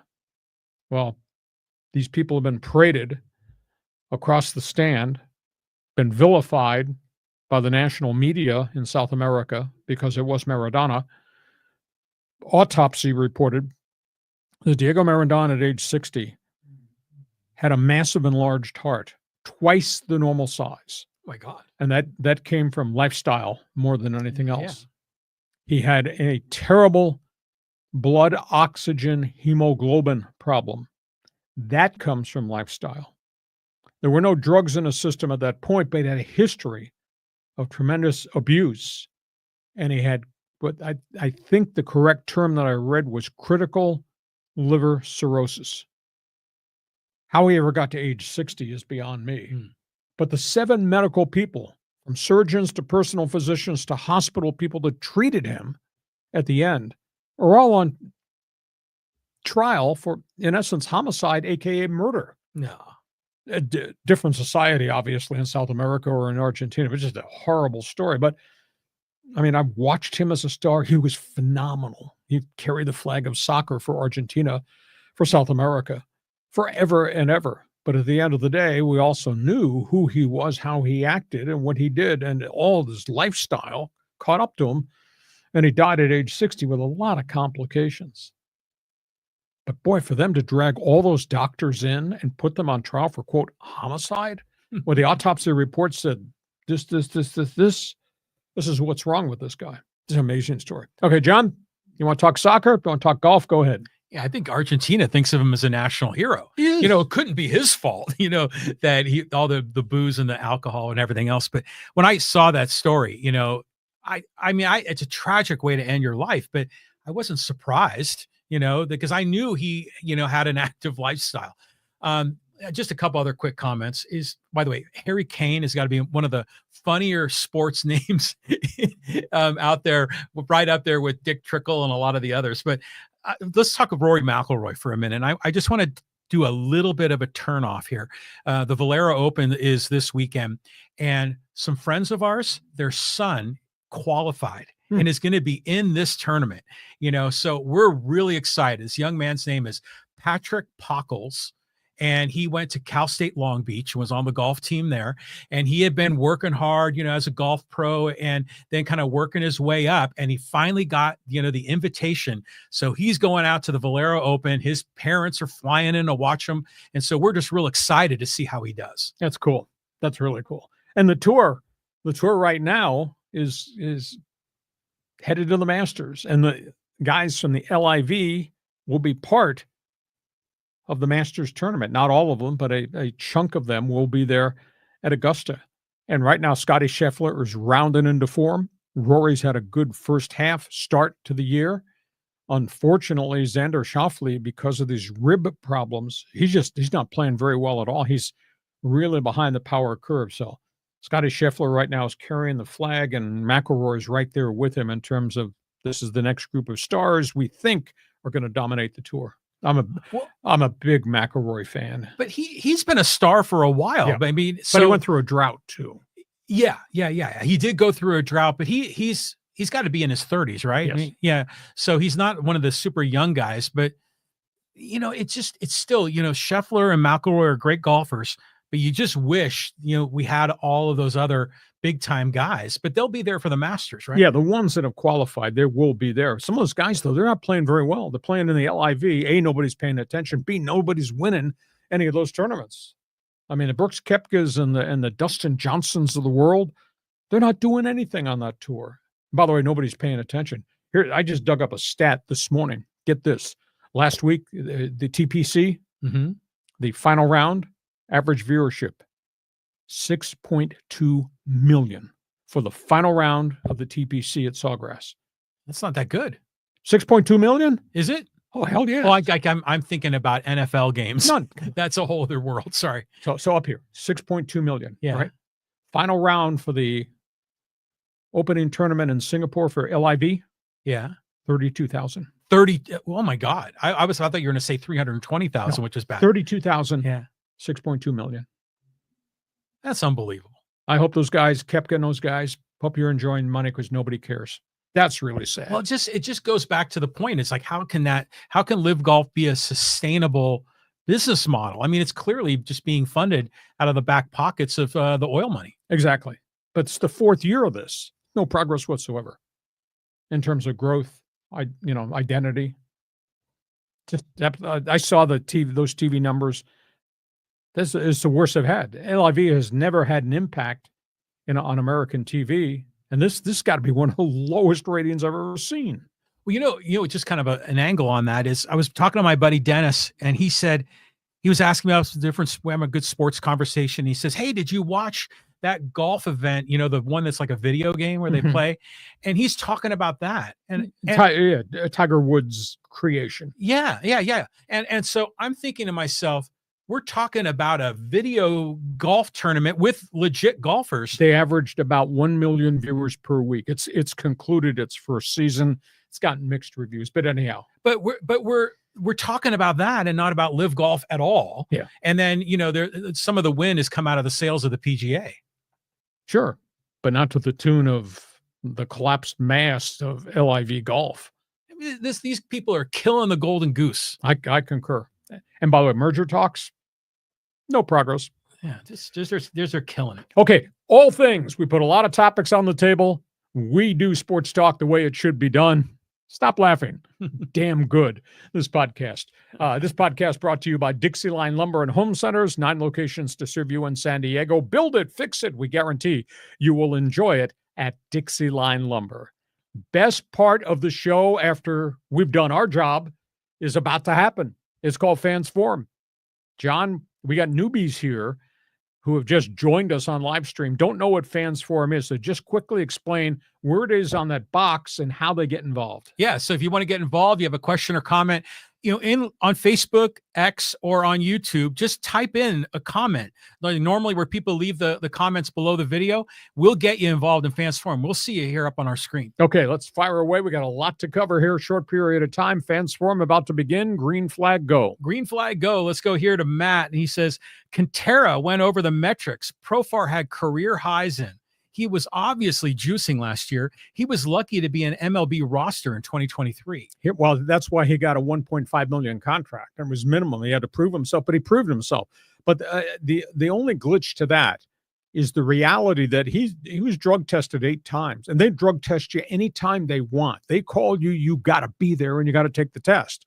And they test you for steroids, they test you for PEDs and whatever else might, social drugs, etc. He never tested positive. And I would assume with masking agents, you're tested that much because they start from the minute you show up at spring training, and they can come back 3 days later and test you again, or 3 months later, or once you come out of a game, you get a notation down the hallway. You got to be tested in the 3rd week of June.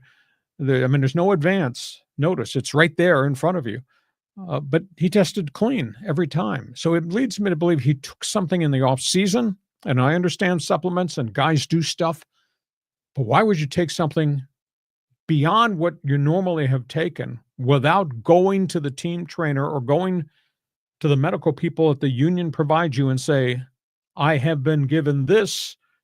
Should I take this as an add-on supplement for off-season training? And why would you not do that? I just have a hard time believing the guy would cheat. No?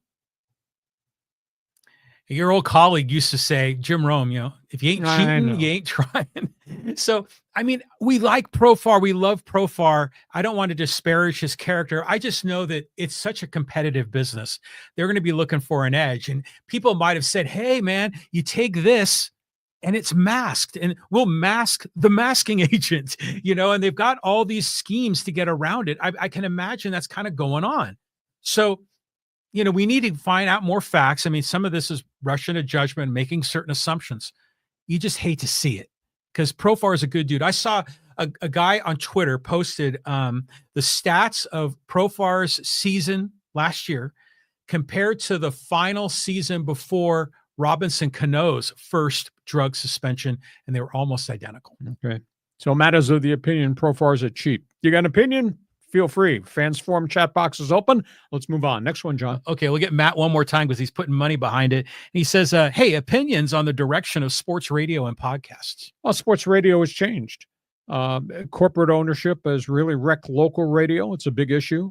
Sports talk radio in San Diego is a shell of what it used to be. Look who's doing the shows, board ops and guys like that. There's a lot more stars on street corners that were the reason sports talk radio was a success who don't have jobs because ownership won't pay them. Corporate radio refuses to pay them. It's a big issue. Podcasts have exploded. Man, there is so much noise out there. Everybody, except my golden retriever, is doing a podcast right now. At the end of the day, it's cool. Everybody's got opinions. It's kind of free form, if you will. Everybody does it really differently. That's okay. You make your choices. What John and I have been able to do, and this is all his bleeping fault, we just started our 3rd year together yelling at each other. We have 2.3 million followers, and we haven't updated that stat, but that was as a couple of months ago. 2.3 million have sampled us. And then if you add in all the other social media stuff that we add on to what we do with the podcast and et cetera, I think John came up with a number of 6 million. Well, no, let's just be clear. 2.3 million are the number of impressions. Okay. And that's a conservative number because some of the tools that we have only look backwards like 90 days. And that was meant to be a kind of an overview of 2024 of growth. Yeah. So the bottom line is that, yeah, this podcast is exploding. And I like to think of this as sort of this live stream is sort of the launching pad for all the video clips and one man's opinions and all the different things that we post everywhere on social media. But to your point, though, yeah, the business model has changed. The thing that I find crazy is that we've gone from this sort of corporate, journalism, talk radio, television, ESPN, studio sports. Then it's transitioned to the podcast, independent people and journalists doing their own thing. But now it's come full circle. So now we watch live podcasts on FS1 and ESPN. Mm-hmm. I mean, that's essentially what Stephen A. Smith's show is. Yep. And all the other guys that have their own show. Like I say, there's a lot of noise out there right now. Well, yeah, but there's so much to talk about. Yeah, and we love talking about, we love listening. It's all good. Okay, thank you for the input, Matt. Next one. Okay, let's go here to David. And he goes, hey, explains why the Padres didn't offer Profar a new contract. He was damaged goods. Atlanta Braves should sue either Profar or, he had a correction, the Padres. They purchased someone they thought was a relevant player. Well, he's put his contract in jeopardy. Now, there'd be a war with the union if they tried to terminate the rest of the contract once the suspension is open, but he violated the contract. So they could get out of the $42 million that is owed for him the rest of the way. But that being said, they have a massive hole on their roster and they don't have a leadoff hitter, et cetera. And they had hoped that he would be the bridge to get him till Acuna came back with all the other people. That's a really good team, but that team is reeling right now because of injuries. And now you lose Profar on top of it. I mean, you talk about having a miserable first week of the baseball season, not only 0-7, but injuries to their pitching staff. And then, by the way, they lost their number 2 starter, Reynaldo Lopez, shoulder surgery. He pitched the opening. Surgery. So he's done for the year? Well, he's done indefinitely. Scar tissue, they believe, in the surgery. He had a 1.93 ERA. He was a number 2 starter behind Chris Sale. And then they pitched Hector Neris and they DFA'd him, and he was supposed to be one of the setup closers. What a miserable first week for the Atlanta Braves. The Padres did not bid on him because the price tag went through the roof. They're not paying him $15 million. They couldn't do it with their payroll. And I'm not sure that they thought he was a $15 million player. I had been told they were willing to go as high as $5 million a year for maybe a couple of years and a third-year option. I don't think they had any idea that he would be juiced. I think they got broadsided by this too, but they just, from a financial standpoint, they were not going to pay him that amount of money, and they couldn't just because of management, new leadership, the luxury tax, and all. Padres just couldn't do any of that stuff. That's why there were virtually no offseason acquisitions of significance just because of the payroll thing. I don't think they had any knowledge that Profar was doing anything wrong. Well, he was clean. I mean, he took 8 tests last season. He passed them all. But it is a little interesting that he got caught for a masking agent, which makes you wonder if the masking agent was being used last season. But I love Profar. Again, I'm speculating. I love Profar and I wish the best of him. But one other angle to this that you brought up is, why did he come back to the Padres? We all agree that I don't think the Padres are prepared to pay him $15 million a year. I don't think he's that level of a player. No. But isn't it interesting how in the offseason we were talking about how they were cutting back the payroll and there wasn't going to be enough money, and the era of, the Seidler ownership of the Padres is going backwards, and now suddenly they're throwing out big money contracts at Jackson Merrill. What? The only difference is the contract they gave the kid, the natural, Old Country. Yeah. That's deferred. That does not kick in till 2026. Well, so it doesn't impact this year's payroll. It's backloaded, not deferred. Backloaded. Yeah, it's backloaded. Yeah. It starts a year from now. This sounds weird to say. I guess the only question I have from a Profar standpoint, from a Jackson Merrill standpoint, is everybody is firmly of the opinion, superstar here. Well, why would you sign a 9-year contract that locks you to $15 million per season from now forever? Now, if I were Old Country, if I were the kid, if I were the future, the natural, I want to stay here. Great respect to the organization. It's kind of become a real fan's favorite. Sign a 9-year deal, but put an opt-out after 5 years. If you become what many people think you're going to become, which is real superstar, after the 5th year, opt out and renegotiate whatever the state-of-the-art top dollar is for a superstar. Otherwise, he's locked in at 15 forever. It's a big issue. It's funny, this whole thing, because a lot of people saying, oh, good on Jackson Merrill. It's not all about the money. And Merrill made kind of an indirect swipe at Juan Soto during the press conference.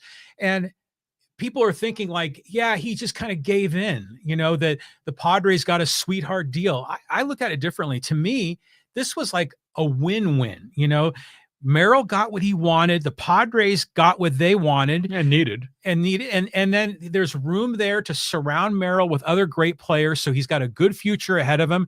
And as Padre fans, we're happy. Everybody wins. It's win, win, win, win all the way around the table. So I think Merrill isn't necessarily sacrificing, what he could be making big money. He's doing what he wants according to his own values. Okay, I got no argument with that, but I'm just looking at it from the quote real business side, that if he turns out to be what people are projecting him to be, he'll be grossly underpaid by year 5 of the contract when he could have been a free agent. Whereas if he had an opt-out, then go back and say, opt out, I loved it in San Diego, let's negotiate a true state-of-the-art contract.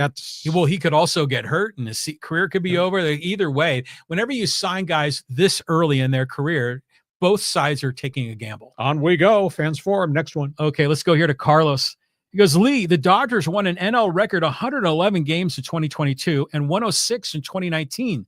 The 2025 team is deeper and better. What makes you think that they can't win 117?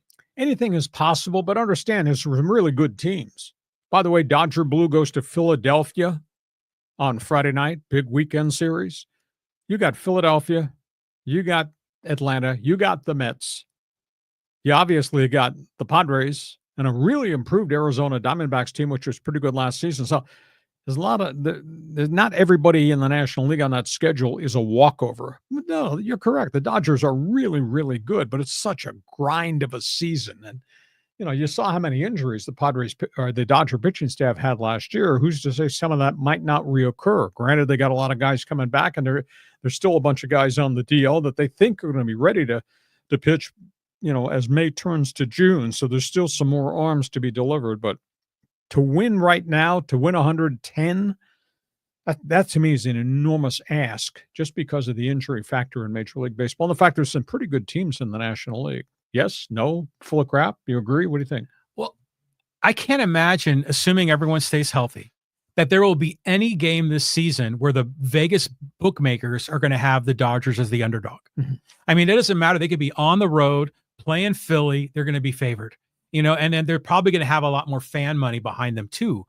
So could they win 117? Yeah. But 116 is the record, right? Yeah. Mariners. The Mariners. And the old back in the day Chicago Cubs, 116. Back when they only played 154, which is even more impressive. So, yeah, I mean, the Dodgers, Dodgers, they could do it. They gone 8-0. I thought for sure they were going to lose last night. And then Ohtani just hits the bomb at the end and everyone goes home happy. I think they're 8-0, and I think 4 or 5 of them are come from behind wins already. They're just so loaded. 9 innings, pal. Got to play 9 innings. It's unbelievable. Okay, we move on. Okay, I want to get this one in here quickly because it's such a great comment. And this is from Neil. He says, hey, for old time's sake, can you please do your radio show intro with the cities and everything?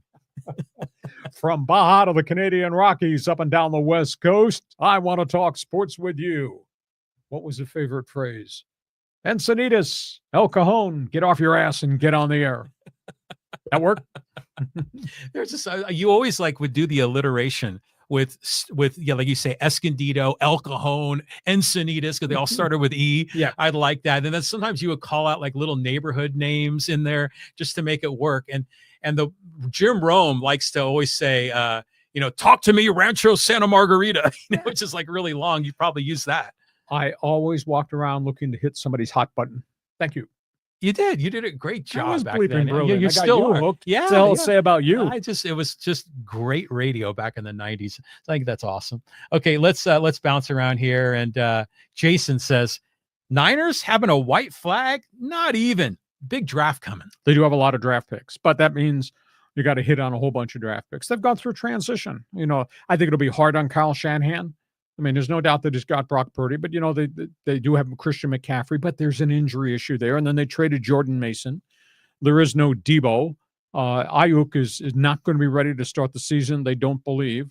There's age, and they've had to let go a lot of guys and a lot of fierce competitors. Some of them on the defense, led by Dre Greenlaw and all that. So there's a lot of changes coming to San Francisco. So this might be a bit of a transition year. Now, transition does not mean going 4-13, as long as Brock Purdy is standing upright. But they do have a salary cap issue, but that's happened a whole pile of places. So we'll just see what the draft brings. But they do have a lot of draft picks. Well, Lynch didn't offer up that, hey, it's kind of a rebuilding year. He didn't do that. I mean, no. So it's your speculation that they're waving the white flag. Well, I mean, Jed York said we had to let 17 guys go because we got to take care of your quarterback. Yeah, but they got every year on the roster, you got to blow this thing up and rebuild it every time. So, and again, part of it, I think, is a lot. There's still gamesmanship going on because of the draft coming up. Okay, let's keep moving here, and we'll go to Steven. And he says, I just listened to the PROFAR segment. HCG is an injection. He knows what he was doing. PEDs are always evolving to beat testing, but once the testing catches up, people get caught. Well, that's what happened to Manny Ramirez. And again, testing has been refined. It's a lot better now than it was 3 years ago, than it was 5 years ago. I remember the first time that they invoked HGH testing for players. And the Padres had a left-handed reliever, Joe. I know who you're talking really about. Cool guy. Left-handed setup guy. Yeah, like about 10 years ago, right? Yeah. Yeah. And I asked him about it. And usually players don't like to talk about drug testing. He was just very open. It was his final year that he was there pitching. He said, they took 5 vials of blood. He said, I thought I was going to pass out. They were testing me for everything.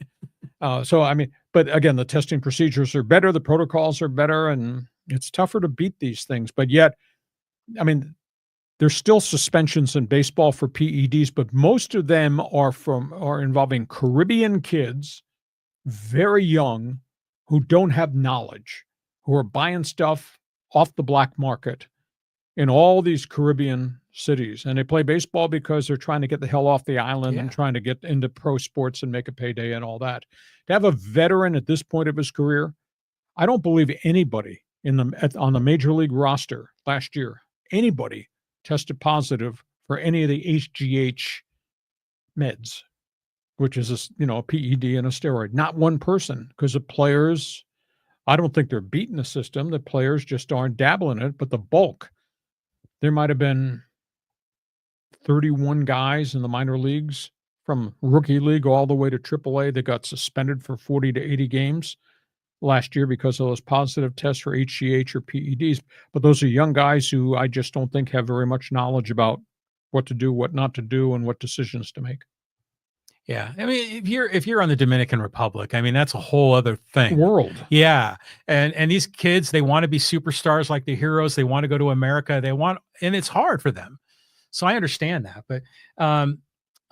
But to Steven's point, if this was an injection, okay, like Ozempic or something, if it was an injection, then definitely PROFAR knows what he's doing. I mean, right? Well, just who gave him the injection? Is it a physician? I mean, is a club sanctioned physician? Is somebody in Venezuela?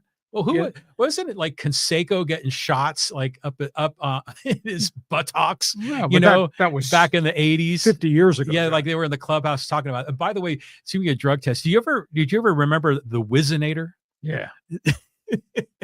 The prosthetic device you'd whip out for the urine test. Who was the player? It was a guy for the Vikings that got busted. Yeah, NFL players, a running back, Ontario Smith. Just these stupid people who thought they could beat this thing, and he wound up getting suspended. And his career was never the same after that. And he was a pretty good running back. He was from Oregon. He went to the University of Oregon and wound up with the Minnesota Vikings and did this and got suspended. He's not the only dummy out there, but there's a lot of dummies out there. That's just funny, I think. Okay, let's go here to Aztec Mike. And he says, hey, Hacksaw, El Cajon is here. How about the Aztec Dutcher and staff keeping it together so far? Does the word loyalty come into play here? It's an intangible. That's what I was told, was that Magoon Guath, I think, was a little bit taken back at the intensity of the Zoom calls, the pressure points, the things that were said.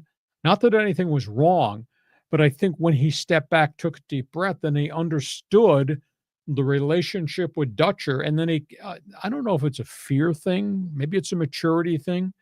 Maybe he felt much more comfortable. I use the word comfort zone, that's one of the reasons he elected to stay here for one more year and continue to grow.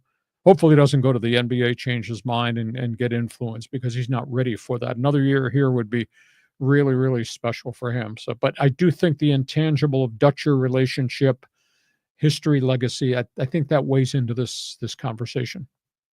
Yeah. I mean, he's built a culture there. I mean, just think about how far. I mean, you always hear the story that Fisher was handing out tickets and everything else, but just even the time Dutcher has been involved, it's gone up multiple levels. Yeah. I mean, it's just remarkable. So there's a guy that I follow on Facebook. His name's Ken Locotti, and does like deep dive analysis of Aztecs basketball. And he was of the opinion that he doesn't think Bird or Guath are going to go to the NBA. He says they'll enter the process, get evaluated. They're going to understand an evaluation. But he says right now they're talented players, but they still have a body of a college freshman. Yeah. They're not ready for the NBA. A lot of work to do. Another year in the nutrition program, another year in the off-season weight training program, another year of maturity and learning about the inner facets of the game will make Guath bigger and stronger, and probably will make Bird more mature, or maybe a more complete player. Because I don't think you can view yourself as an NBA player when you're going 1 for 9 shooting the basketball, and at the most important games of the season, you didn't have a basket in 40 minutes as your team was down by 40 points. That doesn't look good on the resume. So, and I'm denouncing the kids as a tough damn game to play, and the tournament is really tough because that's a whole different level of competition. And you only walk down this hallway one time in your life, and I think the opportunity to stay with Brian Dutcher, grow, and polish your game. I mean, I think Jadon Ledee is a hell of a better player now, even though he's stuck in the G League. He's a much better player person by that extra year, and I think Guath and Miles Bird would be the same, and it'd be really good for the program. Yeah, it's a great system that they've built there. Yep. But imagine if Waters is coming back for sure. Imagine if Bird and Guath don't go to the NBA, they're coming back. This team is going to be crazy deep. I mean, we knew already if everyone came back, they were going to be a great team. But you add in some of these new recruits into the mix. I don't know if some of these guys are going to even see many minutes. Well, you need players, you need depth, because you're going to have some injuries, etc. But you look at the veterans who've announced that they're coming back, and now you add in the Guath and Bird should be part of the cornerstones of this, and then you add the 2 transfers. He's still got 3 scholarships left to go rent a role-playing wide body. So they're not an aircraft carrier. Well, I wouldn't go that far. Use that term in the NBA. This is the Mountain West Conference, pal. Yeah. You're in the ACC. You go get whomever you want. Here's the check. Yeah, exactly. But I wrote a column on my website that this is different. I mean, he's going to have trouble, Brian Dutcher, having trouble holding on to his players. And he's going to have trouble trying to compete with the big dollars that somebody's offering kids who are in the transfer portal. But that does not mean he can't call and get the best player from the University of Montana, because that's the next level. He'll reach down and he'll take somebody from from the Big Sky Conference or the Mid-American, and they're really good players everywhere. You take them and add them to the mix. I think Dutch will do that because that's who he is. Well, yeah. And I mean, I think the nation has learned so much about what Brian Dutcher has built here. I mean, players want to come here to play, and they rarely leave on their own. But I was going to say brain lock. But I mean, it's just remarkable how well they've built this program. I'm really fired up for them. Except it's a different world today. A lot different than it was a year and a half ago. And it's going to get tougher and tougher unless they get control of the NIL and the transfer portal. And that has not happened yet. I know what I was going to say. Did you see that number one, I guess Akil Quinn was out there like helping recruiting, you know, and trying to play a little role. And then the Xavier Thames was kind of like saying, hey man, calm down. This is some of the Twitter back and forth. It was hilarious. And then also, what is your take on Lamont Butler was trying to recruit Guath to go to Kentucky? I'm sure he was. You know, and so that seems a little weird, you know? No, he's in the portal. Anybody can call him and talk to him. I know, but you know, you want Lamont Butler, he's got to play both sides of that. He can't just say we're going to rob the Aztecs. He took his money and he wore blue and white. Yeah. And he played well, had a nice season. He wept like a baby after they got eliminated. It was heartbreaking to see, but he's a good kid. He earned what he got. Totally. Wish he was still here. So be it. But he did not do anything wrong by trying to lure him to give up the red and black and put on the blue and white. But the young man made a decision. I think once he stepped away, I think he had seriously, I always tell my kids, job change, career change, here's a piece of paper. On the left-hand side of that yellow notepad, you put all the positives if you make this move. On the right-hand side, you put the negatives. And I think Guath probably did that. And then there's not only the X's and O's of it, then there's the emotional attachment to what could be versus what is a known commodity. And that's probably all piece of this this conversation. Well, imagine being on Zoom. They're saying, hey, man, Magoon, we love you to come here to play in Kentucky. Boy, this is part of a championship program. We go back to Adolph Ruff. We need you to sign by 6 o'clock tonight. Yeah. You know, and he's just like, what? You know, so I can understand he just sort of reeled it back. But, you know, he said pro is what he wants to do.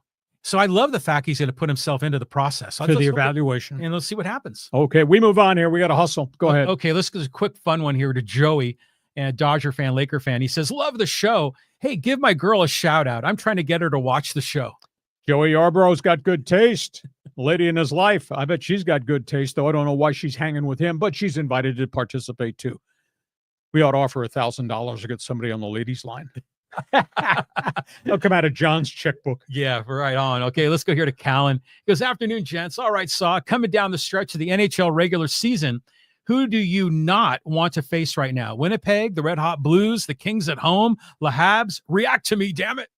Well, Winnipeg's really hard, and Winnipeg's really good, and Winnipeg's really tough at home.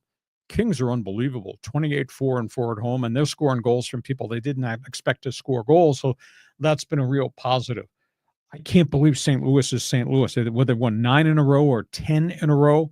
Montreal's very young. I think you got to walk down that hallway the first time and experience postseason. And I think that's going to be a real challenge for Les Canadiens to get the playoffs and then B, to last a round or two in the playoffs. That's a very, very young hockey team. So playoffs would be good. Playoffs would be better if the Kings hit the button that said payback and the Kings eliminated Edmonton in the first round. By the way, if that matchup takes place, home ice advantage, LA Kings. Keep that in mind. You know, we talk a little more about the Ducks and the Kings on this podcast, you know, because with a connection with the Gulls and everything. But it's just when you said that they were 28-4-4 at home. Yep. I mean, that's incredible. I mean, do other teams have similar home ice advantages? Not many. No, it's just they play really well at home. I'd have to go back and look at the standings. I don't have time to do it right now, but that's got to be maybe the best home ice record of anybody in the league right now. That's incredible. And that's at crypto.com? Oh, yeah. Hell yes. Yeah. Yeah, I don't like their colors. I think their colors should be gold and purple. Oh, for AKA sure. the Rogie Vachon colors and the crown and all that. Purple's the color of royalty. I agree. Okay, we move on here. Let's go to social media. Got a ton of people stacked up. Yeah, a bunch. Maybe we shouldn't go to social media. Well, there's just so much here. I mean, you try to get everybody involved. So let's scroll down here a little bit to Bill. And Bill says, feeling about the great one as his record comes to an end. The accomplishment of Wayne Gretzky was unbelievable. And he obviously made NHL expansion on the West Coast and the Sun Belt happen with his arrival with the LA Kings. Fine gentleman, crafty player. Hated to see the Kings move him and went on to, I don't know, St. Louis and finished up with the Rangers, etc. But give Ovechkin credit. He's doing this at age 38. And he's such a physical force player. He's so different. Gretzky was all style. And Gretzky was so slick in his office behind the net and in front of the crease. Ovechkin just powers away to put the puck in the net. And I think the intangible about Ovechkin, he's having to live this whole Russia-Ukraine situation. And the fact that the media keeps asking him about his relationship, friendship, or business with Putin, I think it wears on him. But boy, what a gamer! What a great hockey player he's been. One of many who have come from Russia. Now I want to put in perspective this number of goals, right? Mm-hmm. This on par with like the home run record in Major League Baseball? I mean, how difficult is this achievement? Longevity. Right. Gordie Howe held the record when I broadcast hockey. First time I met Gordie Howe and saw him play, and I was in the World Hockey Association. God, I think he was 48 at that point in time. He was still playing. 48. Now, he was big and physical and just mean as can be, and you couldn't move him from in front of the net, and he was such a tough-ass guy. He finished with 801, and Gretzky just blew by him. Now, Gretzky was a different type of player. Gordie Howe got 801 as a warrior. The old favorite phrase is a Gordie Howe hat trick was a goal, and assist, and a fight every game. So, Gordie Howe was just a power forward beyond the time of power forwards. He was a monstrously big man in an era when a lot of the hockey players were small, much smaller. Gretzky was stylish and quick. Ovechkin is a cross between the bulk of Gordie Howe, not the meanness, but the bulk, and obviously the skill and the power. His shots coming off the wing, his wrist shots, he scored one last night. The goaltender never saw the puck. And it wasn't the goaltender's screen. That puck was by him, like picking him, boom. Wow. So very, very different. But to be able to be this productive at age 38 for Ovi, just like Gretzky was so productive at age 36. And Gordie Howe, I mean, I was shocked, John. Gordie Howe played till he was 51. 51? In the World Hockey Association. He wanted to continue to play, and he was productive. He wanted to wait for his two kids, Mark and Marty, to get there, and they got there with him, and they played together with the Hartford Whalers, Gordie and Houston Aeros. Yeah, so interesting. So good question. Thanks, Bill. So this is on par with the NBA scoring championship, what LeBron had when he passed Kareem. Yep. It's a longevity thing. Yes. Okay, yeah, that makes sense. Okay, let's go here. Talk a little Chargers. This is with Tampster All Norm. He says, Lee Hacksaw Hamilton, NFL draft question. If the Chargers somehow at number 22 have both Grant and Loveland on the board, which would they choose? I think Grant first, then Loveland. Are you talking about Mason Grant? I think the defensive tackle from Michigan. He's not going to be there. I assume that he might go inside the top 10 picks. Grant is visiting, the Michigan defensive tackle is visiting a bunch of teams within the top 6. I don't know if that's a smokescreen or not. Loveland is a really good pass catcher. I guess taking a tight end at 22 would make sense. He's had injury problems. He's not the blocker that you really want sometimes with tight ends, but if he's Brock Bowers reincarnated, yeah, maybe you do that. But, the Chargers have so many needs. They still need a legitimate burner wide receiver who has tremendous speed. They don't have that yet. I still think they need help at the inside big wide body defensive tackle because they got hurt. I mean, by they're starting 2 defensive tackles. And they signed a couple guys off the free agent market, but one of those guys has hardly ever started. The second one didn't start. So you're basing a lot that these guys can be coached up, but you got experience, you need size and bulk. And so if they had the right defensive tackle, maybe, but they'll get a good player at 22 because it is a really good deep draft. And it's a good draft for speed wide receivers. It is a deeper draft for tight ends, but normally it's not sexy to take a tight end in the first round, but this could happen because it's such a unique year. They need a defensive tackle. I still think they need offensive line help too. But there may be a run on those guys pretty early. So it's going to be fascinating. We'll talk more about the draft in the next couple of weeks. So what's your take on the Charger offensive line? Because they sort of reshuffle the deck. Like, isn't Zion Johnson moving, or is that a done deal? At this point in time, Rashawn Slater starts at left tackle. At left guard, they've just dropped the hint. They're going to move Trey Pipkins, the massive wide body right guard, over to left guard. But that can't be a lock because he struggled at right guard after failing at right tackle. So I don't know that Pipkins is the answer at left guard. Zion Johnson, the left guard, is going to be given snaps at center. He's not undersized, but he's not the warrior. But he's a really smart guy. I don't like Bozeman. I think he was one of the lowest rated centers. They re-signed him to a 2-year contract. Obviously, getting Michael Becton from the Jets and the Eagles, he'll be the right guard, and Joe Alt will be the right tackle. I am referring to the right side of the Charger offensive line as the Mountain Men. So with Joe Alt and Becton, that's massively big. But Philadelphia guy told me the reason the Eagles weren't interested in retaining Becton is they were not going to pay him $10 million a year. Secondly, there's a history of knee problems there, and they felt that they had a really good year with Becton, but they didn't know if they could get that on a year-by-year basis. Could he physically hold up? Because he had multiple knee problems while he was with the Jets as a tackle. Philadelphia said, let's move this wide body inside where all he has to do is play this square of real estate. He played pretty well, held up there. But so the Chargers got him on a multi-year contract, and he's going to be the guy. But the Mountain Men on the right side of the line, when they stand up, there'll be a shadow. They block the sun. I mean, they're so huge. Student body right? Oh, big time. So that's where we are. We'll look for the draft to see where it goes. Thanks for the input. Go ahead. Okay, let's go here to social media. This comment was a number of days ago, but it's still relevant. And this is from Jack, and he says, Padres about to be 4-0 to start the season. After today, a lot of likes, not of dislikes. That's one man's opinion. Cutting edge baseball. God's not going to take back the 7 wins they already have. They've earned it. Now they go on the road, and let's just see if this continues.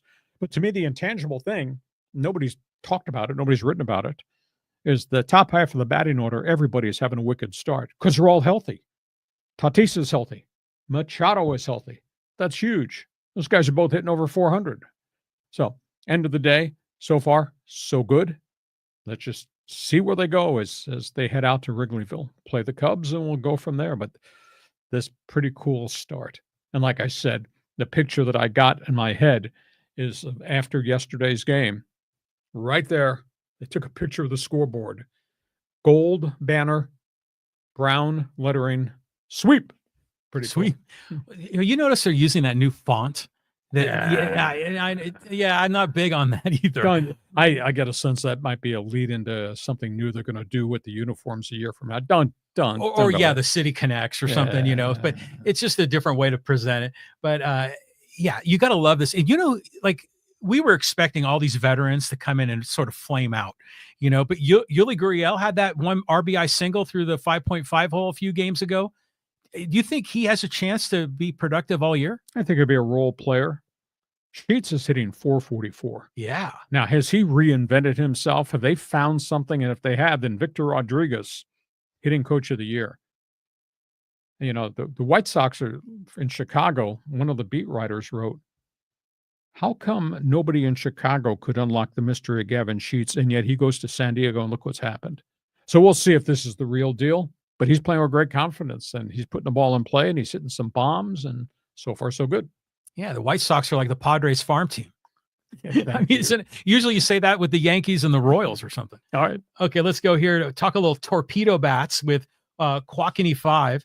He says, hey, regarding the new torpedo bats, someday a pitcher is going to get killed. The increased exit velocity with the new bats will exacerbate the already at risk no man's land position of pitchers to hard comebackers. If I'm not mistaken, this was one of the reasons MLB would not allow the use of metal bats. Unless MLB makes helmets, face masks mandatory for pitchers, someone will get killed or permanently disabled.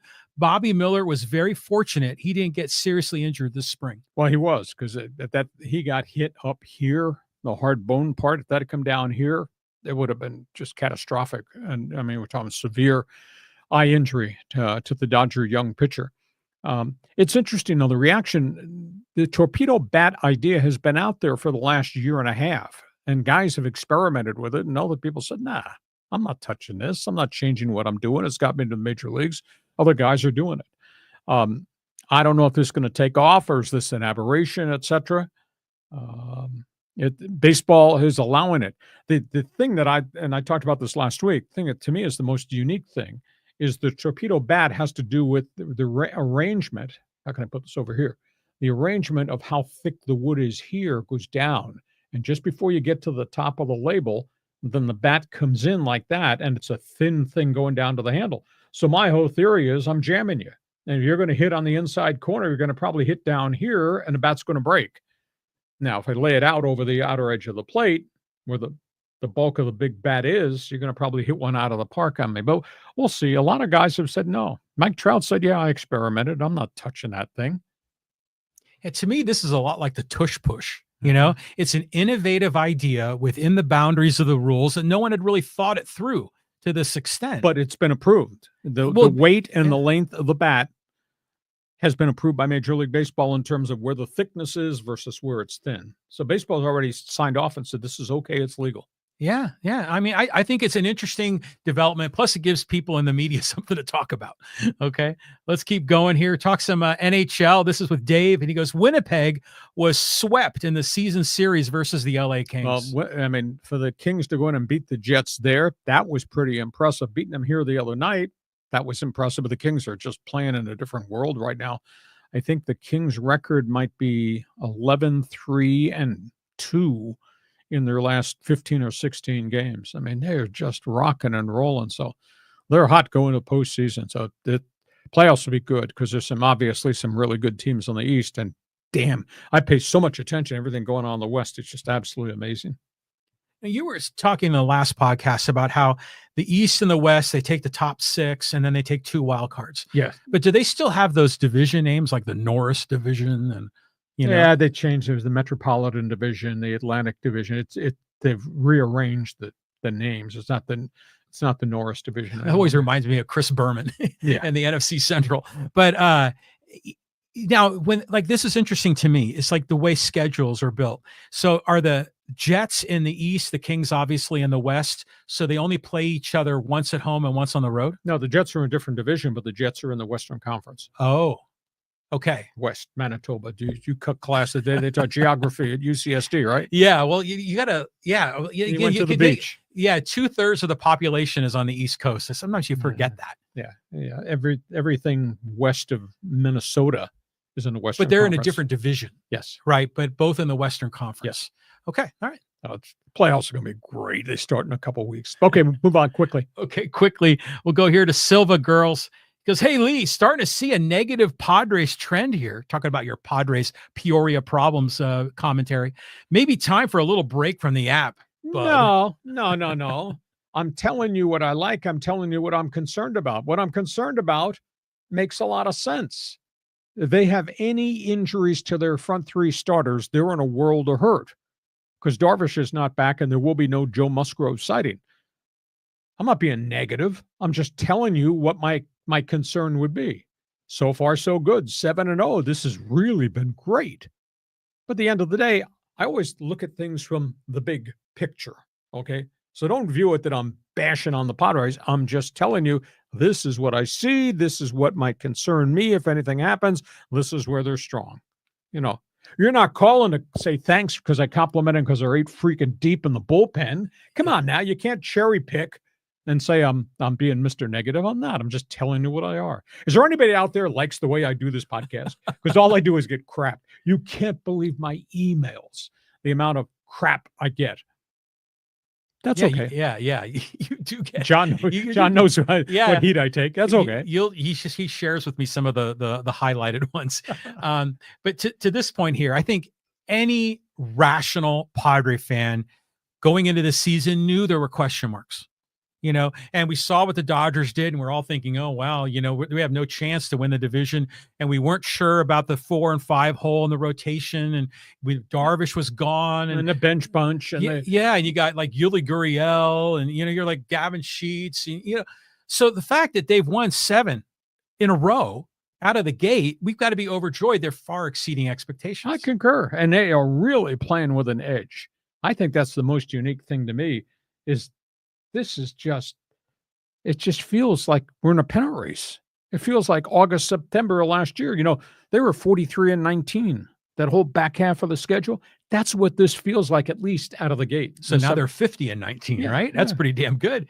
Okay, let's, you talk about getting hate mail. Let's go over here.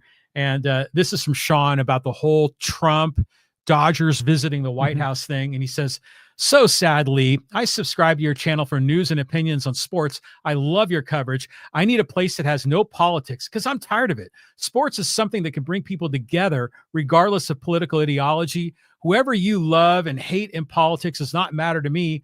I just don't want to hear it. You lost a fan. I have other choices that focus only on sports. Sean, I don't want you walking around the streets of Southern California uninformed. By the way, the political issue was at the intersection with Dodger baseball, so therefore it's a sports issue, so we have to express an opinion. And if I'm not expressing an honest opinion about whatever the topic is, then I'm not doing my job. So that was one given day with an opinion. Does that wipe out all the greatness of this podcast? Does it wipe out all the unique things on my website? Are you eliminating 28 years of award-winning sports talk radio because you didn't like one day and what was said about the Dodgers in the White House? Let's not overreact here, because under the banner of the First Amendment, you're entitled to your opinion, but I'm entitled to my opinion. No? Yes? Yeah. You know, it's just there's been a lot of reaction. Oh, you think? And you've been getting emails, which you've shared with me, people reading on the website, and then people responding in social media. Now, I have a theory that of the people that complained to you about your stance on this Trump Dodgers thing, 90% of them are probably Trump fans. And it's usually the people that want to get politics out of sports are the ones that want to get rid of people who have a political opinion they don't like, you know? So it's just funny how that works. But, you know, Flegel is another guy that's often on our live stream here in the fans forum. And he was swapping comments with me on Twitter. And he's saying, you know, I love what you do, you know, with sports and the commentary you guys bring to the table, because I wish you had more interviews with some players and coaches and things, but you really don't need to do the politics. So if I do great content 99.999% of the time, that's not good enough for you. Come on now.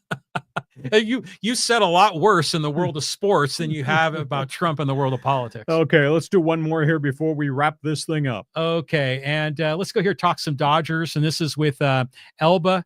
It says, hey, do you like the Dodger manager or their analytics team? I like the manager a great deal. I think he's smart. I think he's unique. I think his ability to control a clubhouse of millionaires - billionaires without egos, I think that's pretty impressive. Sometimes game management calls are really questionable, but sometimes that comes downstairs from the analytics. I will say this. The whole world is on analytics now in Major League Baseball. And what the point that was driven home to me at the end of last season in the playoffs, when the Dodgers came from being face down in the gutter, down 2-1 and having to go with a bullpen day because they ran out of arms, what their analytics guys did to shut out the Padres 24 straight scoreless innings was staggering. Just absolutely amazing. Granted, the players have to do it on the field, but the Dodgers created the matchups that they thought were going to win, and they went 24 straight innings and eliminated the Padres from what I thought could be a Padre World Series team. So I have to respect them for that. Does it always work out? No, because it is a player performance game. But I think there's a lot of intangibles to Dave Roberts, the person that we need to pay attention to for what he got accomplished. What he did at Dodger Stadium within that clubhouse was unlike what Bob Melvin could not do when the Padres thought they were a real good team just 3 years ago, 2 years ago, and it just totally blew up. Roberts kept it under control.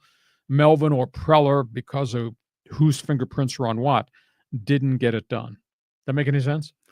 Yeah, it does, you know, and it's funny. There's still some Dodger fans that don't like Dave Roberts. You know, they question his decisions. They think he's like Pat Riley, like he could just show up, you know, and just roll the ball out onto the court, and Magic and James Worthy and Kareem will win the games for them every time. Dodgers got a really good team. He might be able to roll that ball out on the mound and say, boys, go give me that win. Yeah, exactly. Now, just another kind of a twist on this. The analytics side of it is interesting in baseball because I'm going to shift back to the Padres for a minute. Take a player like Jake Cronenworth, who was terrific in his first few years, and he's kind of slid a little bit offensively, but now against left-handed pitchers, he's not playing. And so, you know, on one level, you know, they want to bench their left-handed hitters against a tough lefty. You heard that old manager talk. But I'd imagine that the analytics guys are sitting down with Cronenworth and showing him the numbers. Mm-hmm. And he's got to face the data, and that's got to be a little bit of humble pie to have to sit. It happens, and doesn't mean a guy can't improve and get better. The one thing I like about Schilt, and this is an intangible, he's a thinking man's manager. I've talked to him, and you sit and you listen to some of the interviews now, and he scopes out this matchup and why this works and what we're doing in this set of circumstances and why we're doing it. Pitcher versus batter, batter versus pitcher, right-hander versus left-hander, etc. I mean, it's a real thinking man's game now because of the analytics guys upstairs. I think Schilder's really, really a smart cookie. So, well, I've noticed that in the post-game pressers, the journalist will ask a question. It's sort of the obvious question, and I think I know what the obvious answer is going to be. But he goes a little deeper. Yes, into he it. does. He goes and he starts talking about things that I had not even considered. And I'm like, okay, I'm a fan. He knows what he's doing in that dugout. I agree. Hey, listen, we hope you've enjoyed this podcast. We're here Mondays at 1:30, Thursdays at 1:30. We invite you to just go online and tell people who we are and what we're doing. And you can really help grow this thing. Give us a thumbs up. Give us a 5-star rating. It helps us immensely. We'll be back here on Monday with Monday bonus coverage. I'm going to be on the road. John's going to be co-hosting here in the studio with our mascot, Sniffer the dog. He might be in the anchor's chair, but we will be back Monday. We'll be talking preview of the championship game of the NCAA tournament.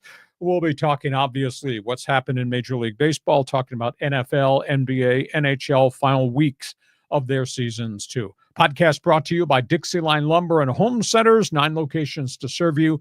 Build it, fix it. We guarantee you will enjoy it. Thank you. Go to DIXIELINE.com to find out all the things they can offer you, home or at work. John, have yourself a great sports weekend. We'll see you Monday on the road. Yeah, Monday on the road. Well, you're going to be in West Virginia, right? Virginia, West Virginia. All right. Yeah, so I want to start singing John Denver here in a minute. Oh, Rocky Mountain High. And thank you for being with us on Hacksaw's Headlines. Join us again for Hacksaw's Headlines on YouTube, Facebook, and Twitter. And find the audio version on your favorite podcast apps. For more content, go to LeeHacksawHamilton.com. Country Road.